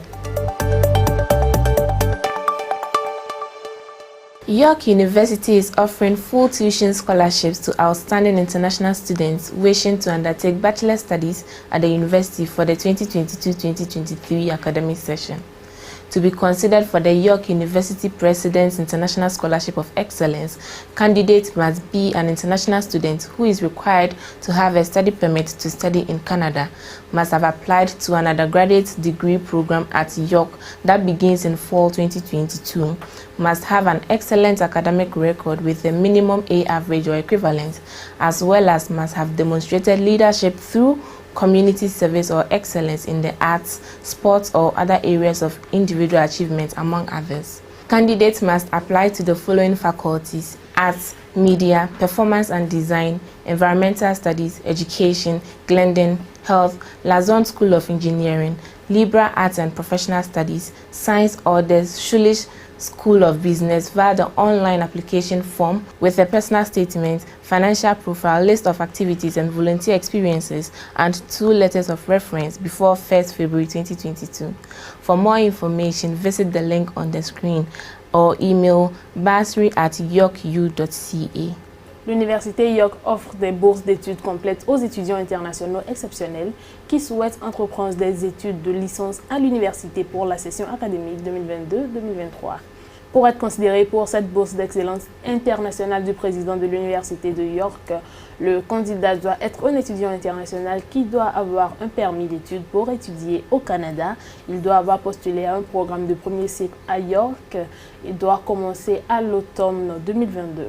Il doit avoir un excellent dossier académique avec une moyenne minimale de A, c'est-à-dire avec mention bien ou l'équivalent, ainsi que doit avoir fait preuve de leadership par le biais du service communautaire ou de l'excellence dans les arts, le sport ou d'autres domaines de réussite individuelle, entre autres.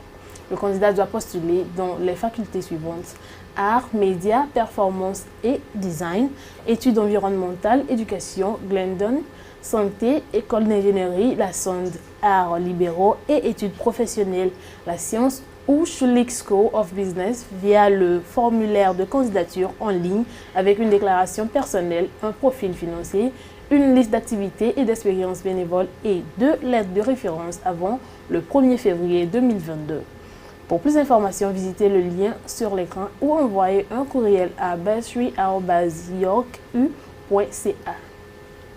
Ghent University, with support from its Special Research Fund, BOF, is calling for application for the Ghent University Full-Field Doctoral Scholarships 2022-2023 for promising PhD students from developing countries who wish to carry out half of their PhD research at Ghent University and half in a university in a developing country. Before applying for the scholarships, you must find a professor from Ghent University who is willing to act as a supervisor of your doctoral research and agrees to support your application by browsing the list of faculties and research topics available on the research directory. Proposals must be jointly submitted by a candidate, a supervisor at Ghent University, and a supervisor at the partner university. No restrictions are imposed on the field of research, but preference will be given to topics that are relevant for development. Candidates must have the nationality of a developing country, must be able to work full-time on the PhD project for a period of 24 months at the partner university in a selected developing country. Qualified applicants should submit an application form electronically via bofapplication@ughent.be alongside an advice from the Ghent University supervisor on the candidate, stating his or her opinion on the capability of the candidate as a future researcher, as well as an advice on the ethical and biosafety context of the proposed research projects before 1st February 2022. For more information, visit the link on the screen or email bof@ughent.be. Ghent University, avec le soutien de son fonds spécial de recherche BOF, lance un appel à candidature pour les bourses de doctorat à plein tarif de l'Université de Ghent pour des doctorants prometteurs de pays en voie de développement qui souhaitent effectuer la moitié de leur recherche doctorale à l'Université de Ghent et la majorité dans une université d'un pays en développement. Avant de postuler aux bourses, vous devez trouver un professeur de l'Université de Ghent qui accepte de superviser votre recherche doctorale et de soutenir votre candidature en consultant la liste des facultés et des sujets de recherche disponibles sur le répertoire de recherche. Les propositions doivent être soumises conjointement par un candidat, un superviseur de l'Université de Ghent et un superviseur de l'université partenaire. Aucune restriction n'est imposée quant au domaine de recherche, mais la préférence sera donnée aux sujets qui sont pertinents pour le développement. Les candidats doivent avoir la nationalité d'un pays en développement, doivent être capables de travailler à temps plein sur le projet de doctorat pendant une période de 24 mois dans l'université partenaire d'un pays en voie de développement sélectionné. Les candidats qualifiés doivent soumettre un formulaire de candidature par voie électronique via bofapplication@ughent.be accompagné d'un avis du superviseur de l'université de Ghent sur le candidat indiquant son opinion sur la capacité du candidat en tant que futur chercheur ainsi qu'un conseil sur l'éthique de contexte de biosécurité du projet de recherche proposé avant le 1er février 2022. Pour plus d'informations, visitez le lien affichant à l'écran. The International Support Network for African Development, ISNAD Africa, is calling for applications from master's and doctoral graduate students in universities across all African countries for the 2022 cohort of 8 Mentoring for Research program. This program established technical and thematic mentoring relationships between students in African universities and experienced researchers and professionals from more than 50 countries across the globe. Interested applicants should be a registered doctoral or master's student in universities in Africa with a minimum of second-class upper division or equivalent from their undergraduate programs, must possess excellent research ideas aimed at solving a problem or an innovative approach on sustainable energy, environment, or climate change, and should be carrying out their research in 2019. Qualified and interested applicants should complete the online application with a motivation statement, reference letter preferably from your research supervisor, research concept note, and a profile picture before 5th February 2022. Email mrp@isnad-africa.org or visit www.isnad-africa.org/mentoring for research. Le réseau international de soutien au développement de l'Afrique, ISNAD Afrique, lance un appel à candidature aux étudiants diplômés en master et en doctorat dans les universités de tous les pays africains pour la cohorte 2022 de son programme de mentorat pour la recherche. Ce programme établit des relations de mentorat techniques et thématiques entre les étudiants des universités africaines et des chercheurs et professionnels expérimentés de plus de 50 pays à travers le monde. Les candidats intéressés doivent être inscrits au doctorat ou à la maîtrise dans des universités africaines avec une moyenne bien ou l'équivalent de leur programme de premier cycle. Ils doivent posséder d'excellentes idées de recherche visant à résoudre un problème ou une approche innovante sur l'énergie durable, l'environnement ou le changement climatique et devraient avoir mené leur recherche depuis 2019. Les candidats qualifiés et intéressés doivent remplir la candidature en ligne via une déclaration de motivation, une lettre de référence de préférence de votre directeur de recherche, des notes conceptuelles de recherche et une photo de profil avant le 5 février 2022. Envoyez un courriel à mrp@isnad-africa.org ou visitez www.isnad-africa.org/mentoring for research. Applications are open for the International Monetary Fund (IMF) Internship Program 2022 for international students who are within a year or two of completing their PhD in economics or a related field or completing a master's degree in economics. The Fund Internship Program (FIP) provides an opportunity for doctoral students to gain an insider experience of the integrated, member country-focused mandate and work of the IMF.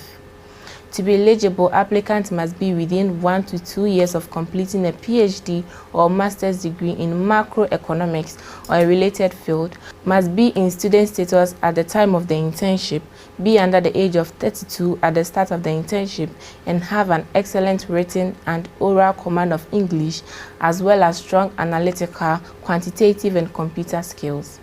Interested applicants should apply by using the online portal with a fully completed application form, responses to all questions, a personal CV as an attachment, as well as a recent transcript for the university program in which you are currently registered before 15th February 2022. For more information, visit the link on the screen. Les candidatures sont ouvertes pour le programme de stage 2022 du Fonds monétaire international FMI pour les étudiants internationaux qui sont à 1 ou 2 ans de finir leur doctorat en économie ou dans un domaine connexe ou terminer une maîtrise en économie. Les candidatures sont ouvertes pour les programmes de stage 2022 du Fonds monétaire international FMI pour les étudiants internationaux qui sont à 1 ou 2 ans de finir leur doctorat en économie ou dans un domaine connexe ou une maîtrise en économie. Le programme de stage du Fonds FIP offre aux doctorants l'occasion d'acquérir une expérience privilégiée du mandat et du travail intégré et axé sur les pays membres de FMI. Pour être éligible, les candidats doivent être à 1 ou 2 ans d'obtention de doctorat ou d'une maîtrise en macroéconomie ou dans un domaine connexe, être en statut d'étudiant au moment du stage, avoir moins de 32 ans au début du stage, ainsi qu'une excellente maîtrise de l'anglais, écrit et oral. Ils doivent posséder de solides compétences analytiques, quantitatives et informatiques. Les candidats intéressés doivent postuler en utilisant le portail en ligne avec un formulaire de candidature dûment rempli en répondant à toutes les questions, fournir un CV personnel en pièces jointes ainsi qu'un relevé de notes récent pour le programme universitaire dans lequel vous êtes actuellement inscrit avant le 15 février 2022. Pour plus d'informations, visitez le lien s'affichant à l'écran. The Institute of International Education, IIE, is pleased to invite applications for the next round of competition for the Carnegie African Diaspora Fellowship Program, CADFP, funded by the Carnegie Corporation of New York, CCNY. This fellowship program is a scholar exchange program for African higher education institutions to host a diaspora scholar for 14 to 90 days for projects in curriculum co-development, research collaboration, and graduate student teaching and mentoring. Accredited universities in Ghana, Kenya, Nigeria, South Africa, Tanzania, and Uganda, and member institutions of the African Research Universities Alliance, ARUA, can submit a project request to host a scholar, and scholars born in Africa who live in the United States or Canada and work in an accredited college or university in either of those two countries can apply online to be placed as a roster of candidates for a fellowship. Scholars must hold a terminal degree in their field or may hold any academic rank. Interested applicants should visit www.onlinesubmissionportal.com/ADF to register before 28th February 2022. And for more information, email africandiaspora@iie.org or visit www.iie.org/africandiaspora. Institute of International Education est heureux d'inviter les candidatures pour le prochain concours du programme de bourse Canergie pour la diaspora africaine CADFP, financé par Carnegie Corporation de New York, CCNY. Ce programme de bourse est un programme d'échange universitaire pour les établissements d'enseignement supérieur africains afin d'accueillir un universitaire de la diaspora pendant 14 à 90 jours pour des projets de co-développement, de programmes de collaboration, de recherche et d'enseignement et de mentorat d'étudiants diplômés. Les universités accréditées au Ghana, au Kenya, au Nigeria, en Afrique du Sud, en Tanzanie et en Ouganda et les institutions membres de l'Alliance des universités de recherche africaines ARUA peuvent soumettre une demande de projet pour accueillir un universitaire et des universitaires nés en Afrique qui vivent aux États-Unis ou au Canada et travailler dans un collège ou une université accréditée dans l'un de ces deux pays peuvent postuler en ligne pour être inscrits sur une liste de candidats à une bourse. Les boursiers doivent être titulaires d'un diplôme terminal dans leur domaine et peuvent détenir n'importe quelle moyenne universitaire. Les candidats intéressés doivent visiter www.onlinesubmissionportal.com/ADF pour s'inscrire avant le 28 février 2022. Et pour plus d'informations, envoyez un courriel à africandiaspora@iie.org ou visitez www.iie.org/africandiaspora.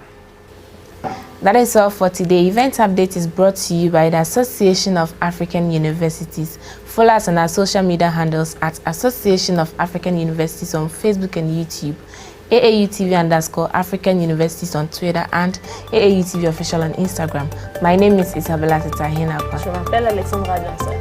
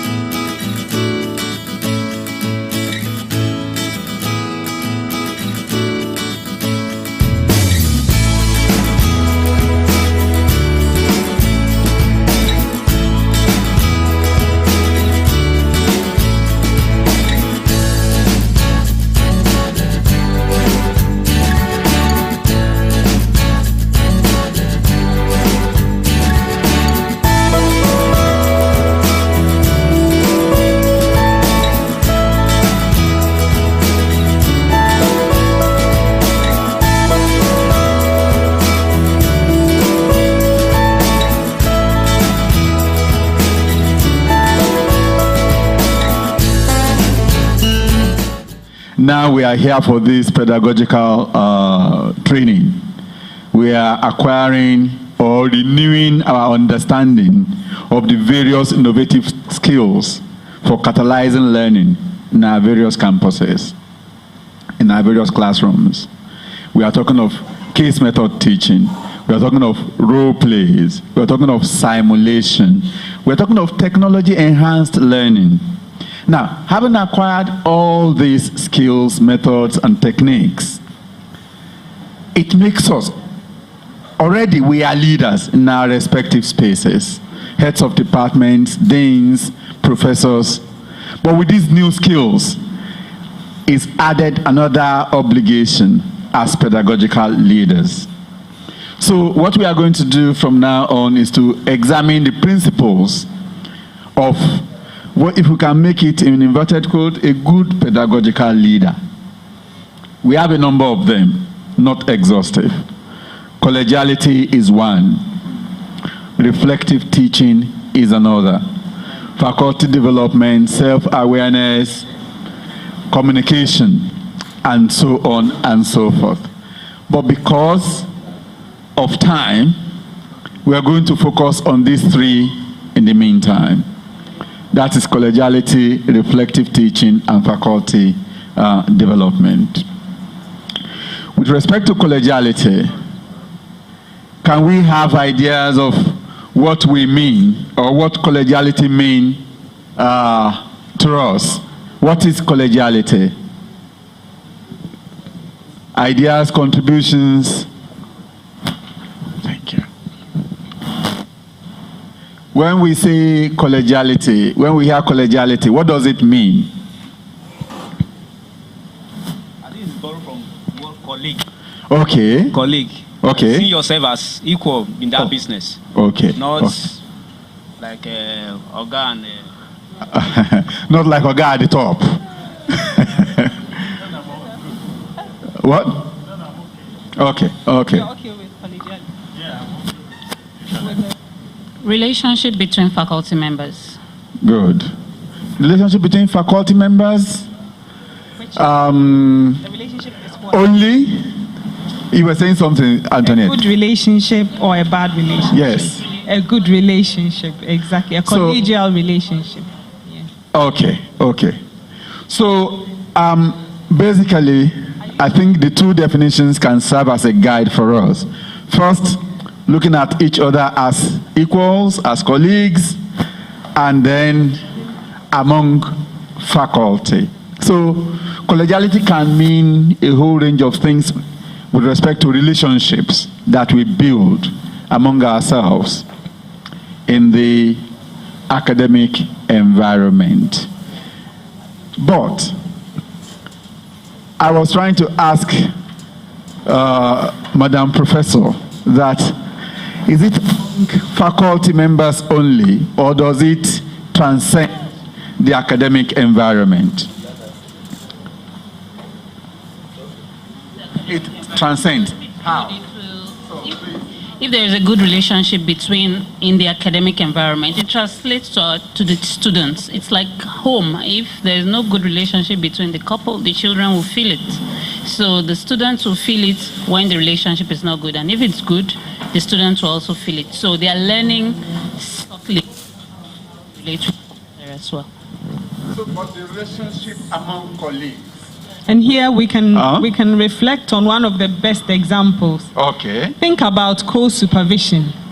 When you were being supervised, master's, PhD thesis, and you had 2 or 3 supervisors, and you knew from the beginning that the supervisors don't agree. Translate it to how the student is able to deal with the supervisors. So, if the relationship is truly collegial and is positive, it will rub off on the students. So basically, collegiality can take 2 paths. There is the non-academic collegiality, which may take place outside of the campus, outside of the academic environment. But there is also the academic one. So, with respect to non-academic collegiality, it can manifest itself in the various routines and social interactions that take place outside of the campus among faculty members. We have some informal gatherings that we attend together. Can we think of that? Naming ceremonies, birthday parties, weddings. Yes. And even some religious gatherings too can bring us together outside of the campus. So, do we have respect for each other? Do we tolerate divergent opinions? Or do we impose our own opinion on others? Do we respect diversity? Gender diversity, generational diversity, and so on and so forth.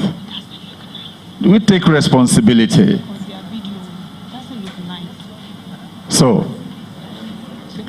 with respect to academic collegiality, this will take us to how we share workloads among ourselves. Are we fair in the distribution? Are we equitable in the distribution of the workload? They are big questions. They are big questions. They are big questions. So, what about collaboration in teaching, in research, and in community development? What about mentorship? This word is a big word in the academic environment. And it means different things to different people in different places. I've had a professor who will say, come on, I'm the one that want to mentor someone. Am I the one to be going to knock on his or her door to say, please come, let me mentor you? So, but the mentee is so scared of actually walking towards this big professor. How do I even start to introduce myself to this person? The way it plays out in different contexts. How do we break it? How do we unpack it? How do we innovate it? So this will take us to these questions we have put forward is to catalyze some thinking and reflection. And this thinking and reflection, we will deepen it by organizing a symposium, a brief symposium, where we have panel members helping us to understand how collegiality plays out in different contexts and across generations. So, Saidu, can we have our panel members coming out for the symposium? Our panel members will share with us their experiences of collegiality in their various faculties and campuses. What are the challenges? What are the obstacles? What are the dimensions that collegiality takes in different spaces? Like I said, I'm from the Faculty of Public Health. I'm a lecturer one, academic staff there. So, thank you for now. Okay, I'm Catherine Chowen. I'm from the Department of Psychology. Omoyemi Ogumike from Physiotherapy Department, College of Medicine. Okay. University of Ibadan. The name is Chinedon Wulia from School of Business, University of Ibadan. Okay. Okay. Thank you very much. So I'll begin with Catherine, while being gender sensitive and being aware and compliant. So Catherine, can you get us into how collegiality plays out? in your faculty, in your department? Okay, let me focus on my department. Okay. And a little on the faculty. Okay. When I came in, I was, I think there were just 2 females in the department when I joined the department. And I was... That was how long ago, please? 22 or 3 years ago. Yes, okay. So I was expecting a situation in which we'll be given direction as to what to do. But, you know, we're 4 in my set that particular year. And we're just grappling, you know, trying to navigate blindly because there wasn't a sense of direction. It was after that we got to realize that in Faculty of Arts, for example, in Faculty of Education, they had just some kind of informal mentoring as to how to move, when to publish, where to publish, how many papers, you know, just a guide as to what to do, but we didn't have that. So we're just moving and moving, you try this, you try that, and you know, combined with that was the home front. So that in a way affected progression for me in particular, because I had a colleague, while then my son was doing school run in the morning, I was doing it in the afternoon, and I was exam coordinator.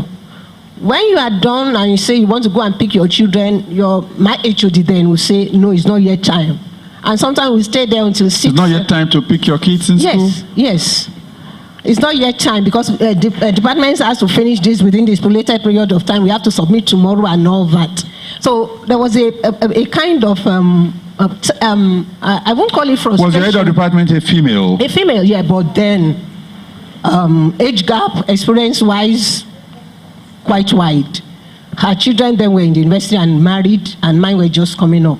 But you know, for her, once you get your assignment, do it.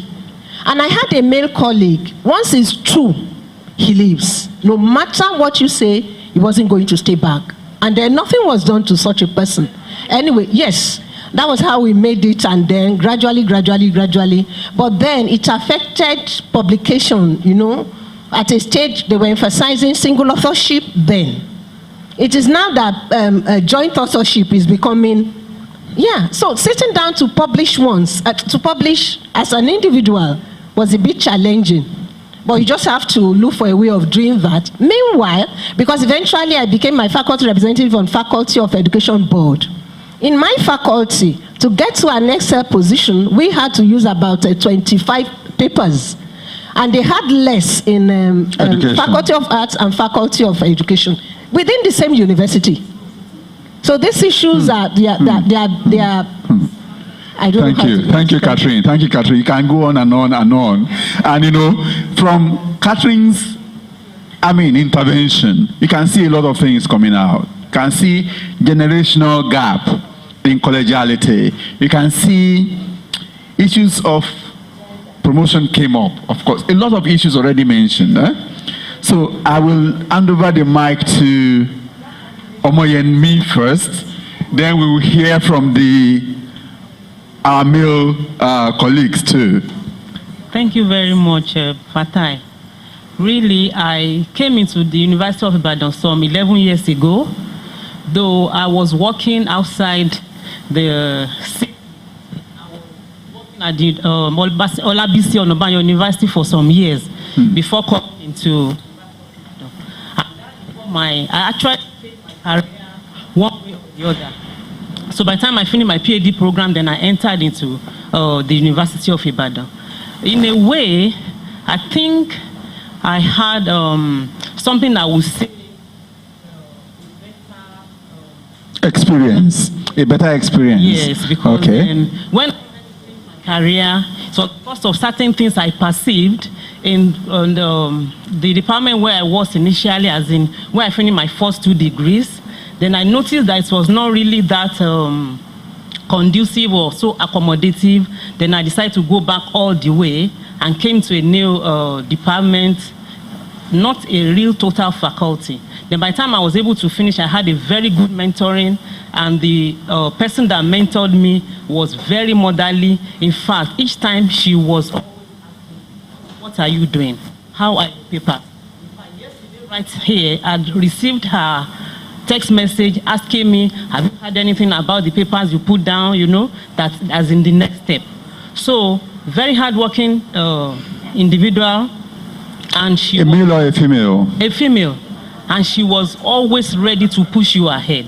So I really had a very good mentoring, and I try as much as possible to also do it to my young colleagues. In fact, in the department they call me Mama, even though I don't think I look so mama-ish. So I try as much as possible to impart what I had gained onto others. Though I've had a very serious work schedule at a time, undergrad coordinator in departments, now PG coordinator. This will be my 7th year of being the PG coordinator in my department, and from time to time acting dean. Dean. So it's been, but I've been trying to manage. So we have two contrasting experiences. First, for Catherine, at the beginning it was tough, it was difficult. She had to be groping in the dark for what the direction should be. And frankly speaking, when Catherine was talking about picking her kids from school, and her, should I use the word boss or the head of department, was not sensitive to that part. In my mind, I was thinking the head of department would be a man. But that it was a woman, for me, was actually a surprise. But the point is that Omoyemi then has a different experience where she had support at the beginning, and that helped. How does it look like IO when you join, and then connecting that with the discourse on collegiality? Thank you so much. I want to say I share the same experience with Omoyemi, because when we came in, about 3 of us that joined the department then. Unfortunately, we don't have undergraduate in my department. We have master's program and PhD program. So, what department is that? That health promotion and education. Okay. So, when we came in, we had these professors who had the experience, and they are well connected. They have programs on them. So one way or the other, they will bring you up. They call you. Are you interested in this program? If you want to. So one by one, they will call you. There is one of them that used to be fatherly. During my PhD, I joined the department without a PhD. So along the line, I got my PhD. Almost on a daily basis, it will come. How far with the program? It will sit down with you and tell you things of how to do. That was the day I nearly cried, because when I remember my father and the way he used to react to me, that's the picture I got from him. So all along, it will tell you, this is what you do, this is what you do. And about 3 of them like that, they will tell you, for your analysis for chapter 4, this is how you're going to do it. At a point, I had about 4 versions of chapter 4. Sometimes I will be having my bath, idea will come based on the previous discussion in the bathroom. The moment I get out, I'll change the whole.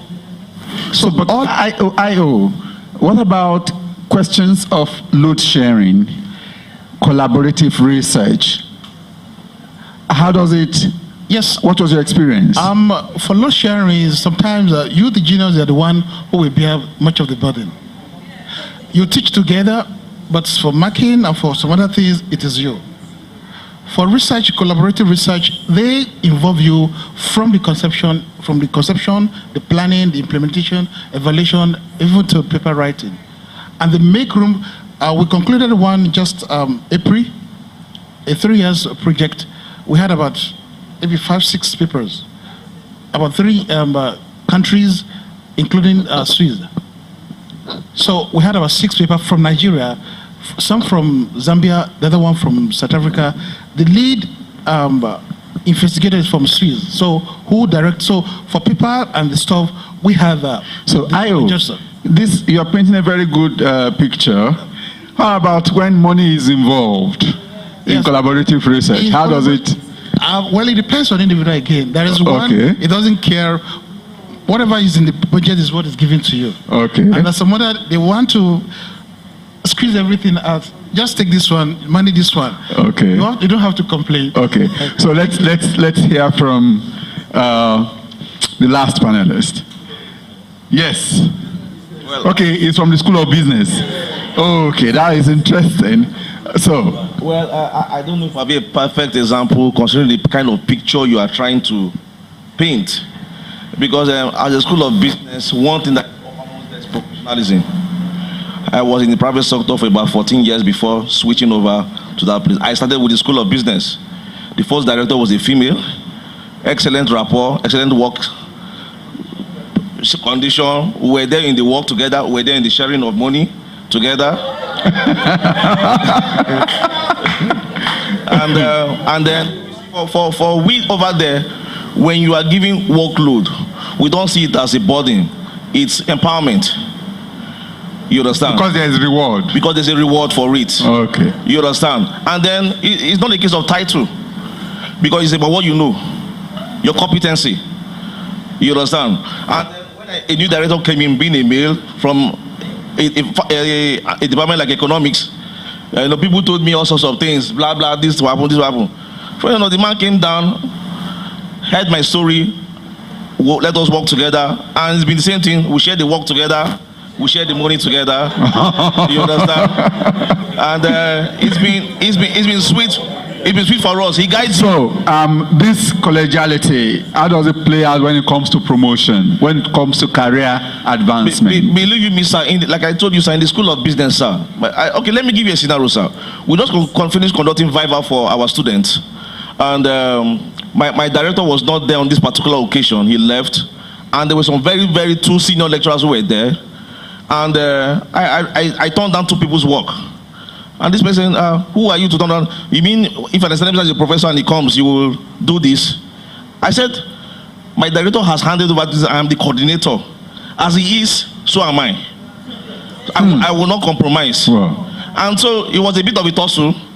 They called him. He just kept quiet. He just said, "Don't worry, I understand." And when he came back, he said, "Look, don't mind them. Don't mind what they tell you. Just do the over work. Here. It's not the case of title. It's the case of what you can do, what you do, and what you can do." Right. And that has kept me going as an individual in the School of Business. Okay. Yeah. Okay. Thank you. Thank you very much. So now we will want to turn on to the audience. You've heard our panel members, and what we are discussing is the issue of collegiality in the various contexts. We heard from the sciences, we heard from the business school. What contribution do you have to make to this conversation? Thank you. Mine is not a contribution, so to say, but I still want to put a question. Okay. But it appears they all dodged that question. Okay. Well, it was good that some of you had fine, wonderful experience, with your colleagues in the department. But what happens when we talk about, you said something about career, like publishing together. What are your experiences when it comes to working together in terms of publication? How do you deal with competition? How do you handle undue envy? Yeah, that's issues true. Like this. Could you please share a bit about that? Thank you very much. I envy Prof and our sister when they were talking about the glowing experiences. Thank you, sir. Thank you. I think it is departmental. From what I've seen today, it depends on your department. In my own department, it is the opposite. The opposite of what? Of all these rosy things they are talking about. Okay. In fact, my MSc, I spent 4 years on it. I had finished the first 2 years, but one of the results was delayed deliberately for another 3 other semesters. There was no mentoring, nobody to tell you what to do, what not to do, and we were, like he said, groping in the dark. Until I had somebody, a professor. He wasn't a professor then. He said, if your department will not benefit you, go and seek help outside. So I went to biochemistry, I went to physiology, and then went to UCH, chemical pathology. And by the time I worked with just 3 about the professors, I had about 23 papers. I was publishing and publishing, but all those papers did not emanate from people in my own department. So I think it may depend on the department. Some of these people, like my sister, they are lucky they were in a place where they had loving people to mentor. Some of us who are not lucky, we did not have such grace. But Prof, before I move away from you, yes. And now by the grace of God, you are able to cross those hurdles. Yes. And now you are at the top. Yes. What are you doing? Mentoring. What are you doing to those who are coming from here? You can ask those who are there now. We are, at least within the first few years now, I was the first PhD there. There was no PhD. That was the only department that had no PhD in this university. As at 2005, anatomy department. Thereafter, as soon as I had the PhD, we started. Now we have 5 PhDs, and at least in this year alone, we have put up 2 people, and they have become senior lecturer, and one will going to become a reader very soon. So we are not going to pay them. Prof. We are not paying them back with what they did to us. The people who are coming. Let's clap for Prof. Prof. Thank you, Prof. Thank you. Okay. So, okay. Please, sir. My question is this: we have been talking about someone that mentors and a mentee. What happens when the mentee refuses to be mentored? That's my question. That's a very valid question. It's an important question. It's a very important question. I think we'll come back to the panel. We have the opportunity to contribute. I think central to this conversation is the question of mentorship.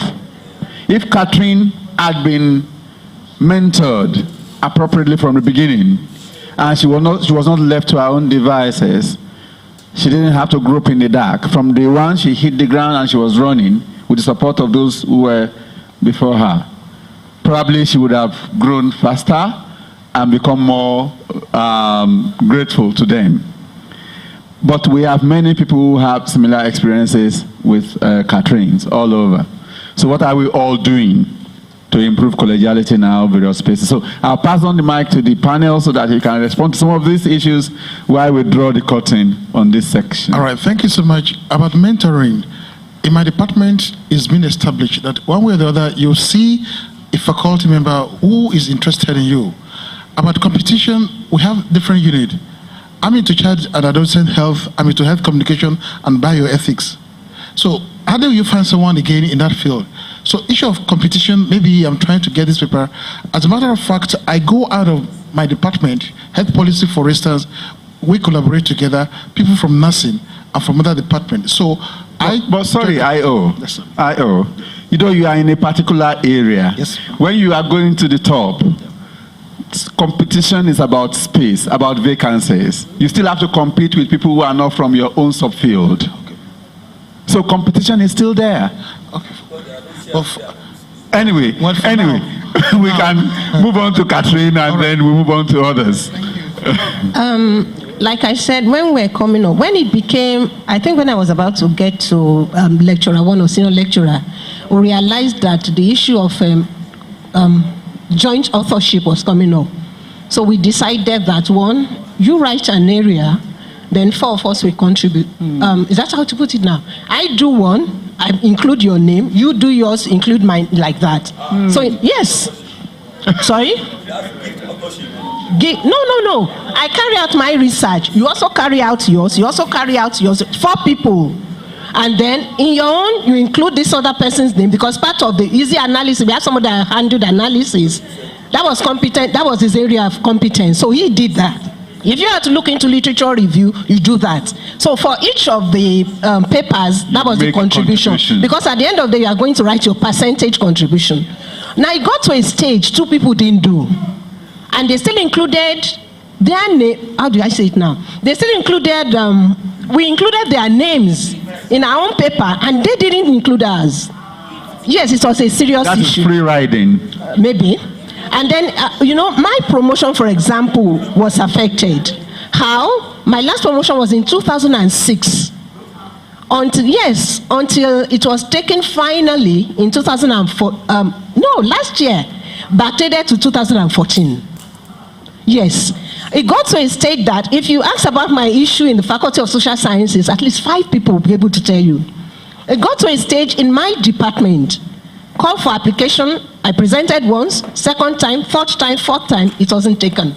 In fact, the first time after I presented it to the HOD, she said, what's that? I said, my application. He said, no.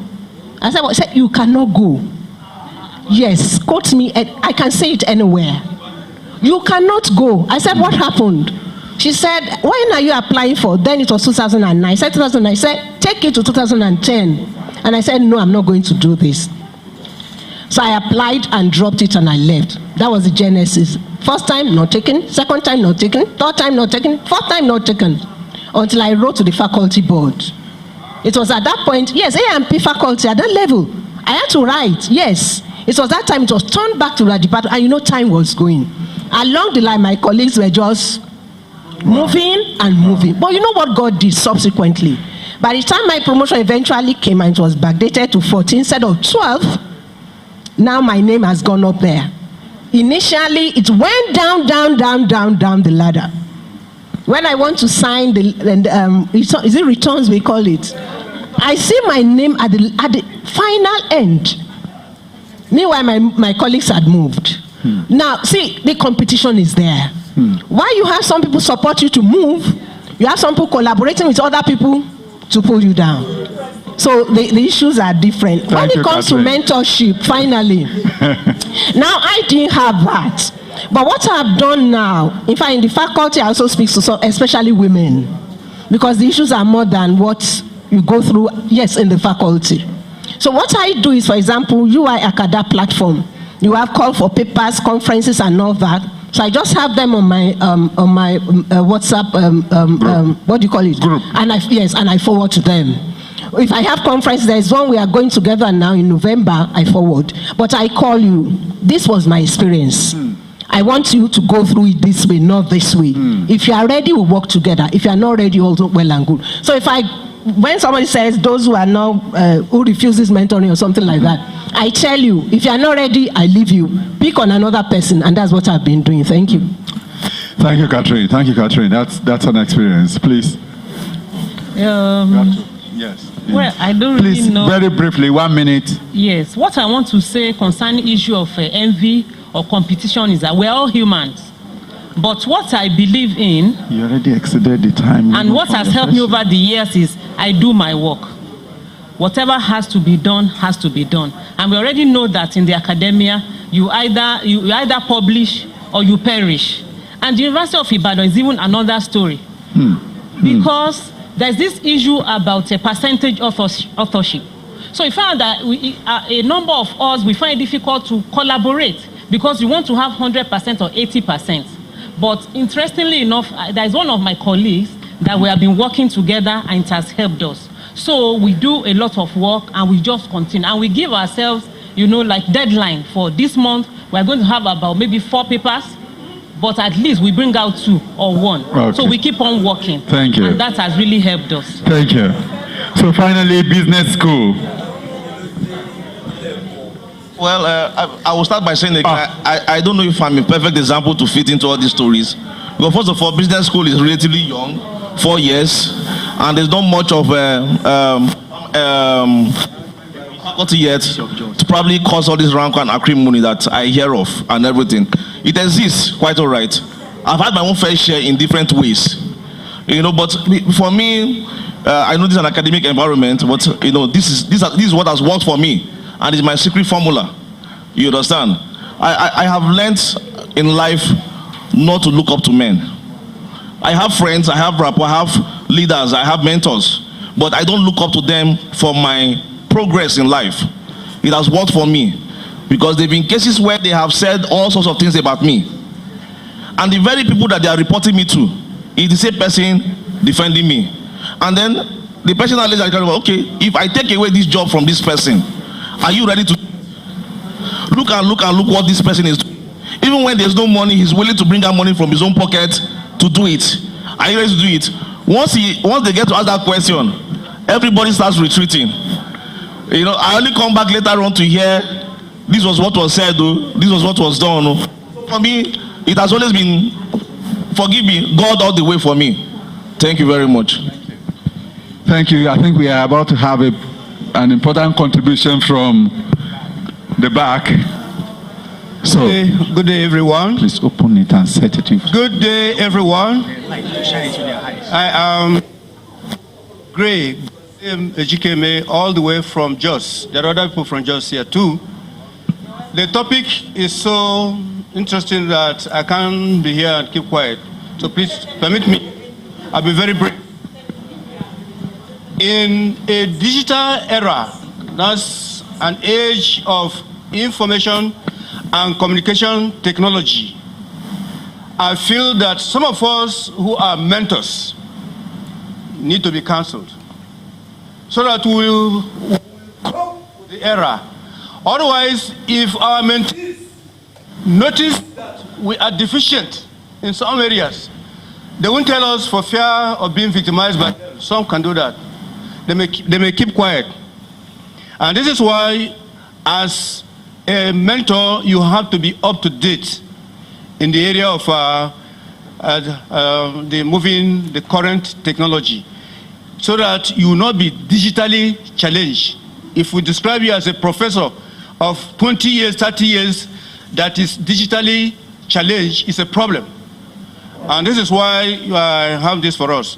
For instance, how many of us called mentors can use the smart board, what to call the whiteboard? Some universities in America call it blackboard.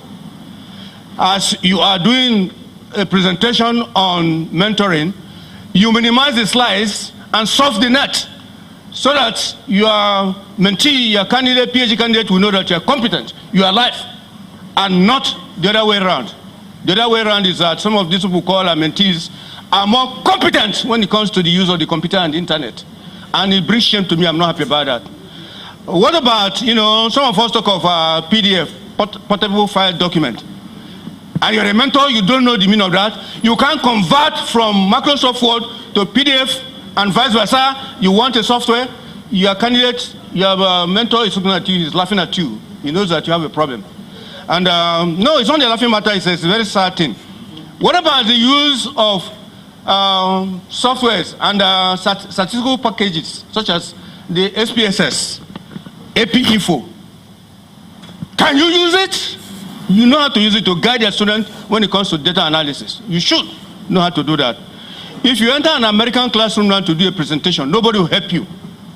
The students are watching you, CCTV, they're evaluating you to know your ability to analyze data, to guide your students very well. You may have all the ideas, all the concepts about Karl Marx, Lenin, and so on in sociology, but if you don't know how to deliver your course digitally, you have a problem, and we'll have to think about that. Many of us in the social sciences make noise about the APA side, whereas they don't know what it is. Where there should be maybe the ampersand, before the ampersand there should be a comma. If you send your work to me as an assessor at that level, for that your paper will be moving back and forth to disgrace you before your student. It's very important. Now, many people make noise about the APA. And digitally, if you want to do the APA side, you can do it without pains. You put the cursor, second line, and then indent. It does it all. If you don't know how to use the computer to do the referencing, there are many references that it's not the APA, you have the Chicago and so on and so on. But for us in social science, you mentioned psychology. I'm a professor of psychology and social work. And so on. The Excel is a very stubborn thing to use in computer resource. The Excel. You can use it to, order the names alphabetically. And then summary too can be done. How many A's and so on, if you know how to do that. Don't allow a student to teach you that. It's a shame if you allow your student to do that. His perception of you will be you are a mediocre, you have deficiency, and so on. Colleagues, there are many things to be said, but the important thing is that in delivering course, try to be up to date in the area of the use of the computer and the internet. I am Professor Gray Gozeme Jikeme, the DVC admin, University of Jos. You're welcome, Professor. Thank you very much. Thank you very much for this passionate intervention. And I think this is why we are here with PEDAL. When we leave this place, we will be better pedagogical leaders in our various campuses. Professor Aruna, I think we have to take Professor Aruna. No, we have to take. Don't worry. Please. Thank you very much. Somebody mentioned the issue of the mentee refusing to be mentored, and I think it was not very much addressed. Well, let us not assume that all of us here have from the bottom of our hearts to be teachers. Some are here because of accidental discharge, in the sense that they are accidental teachers. that was not what they wanted to be. So definitely, you will have that category. And how to deal with that category is actually patience. You have to be patient. As Fatai mentioned initially, do I have to go and knock on his door and then ask him to do certain things because his mentor? You just have to do it. Thank you. I can testify that you are actually a good mentor because he is my own mentor, and I'm very proud to. Please. Yes. Okay. When we talk about a mentor and mentee relationship, little I know about it is that a mentor is not God, and is not expected to know everything. But there must be a relationship, the cordial relationship between the mentor and the mentee. That is what is important. Okay. Plato says that all that I know is that I don't know anything. So if a mentor wants to prove that he must know everything, he is not God. Okay. Thank you. So we should see mentor-mentee relationship as a symbiosis, as a two-way relationship. Thank you very much. Thank you very much. On this note, please, we'll give our panelists a round of applause for the wonderful Thank you very much. And then we'll draw the curtain.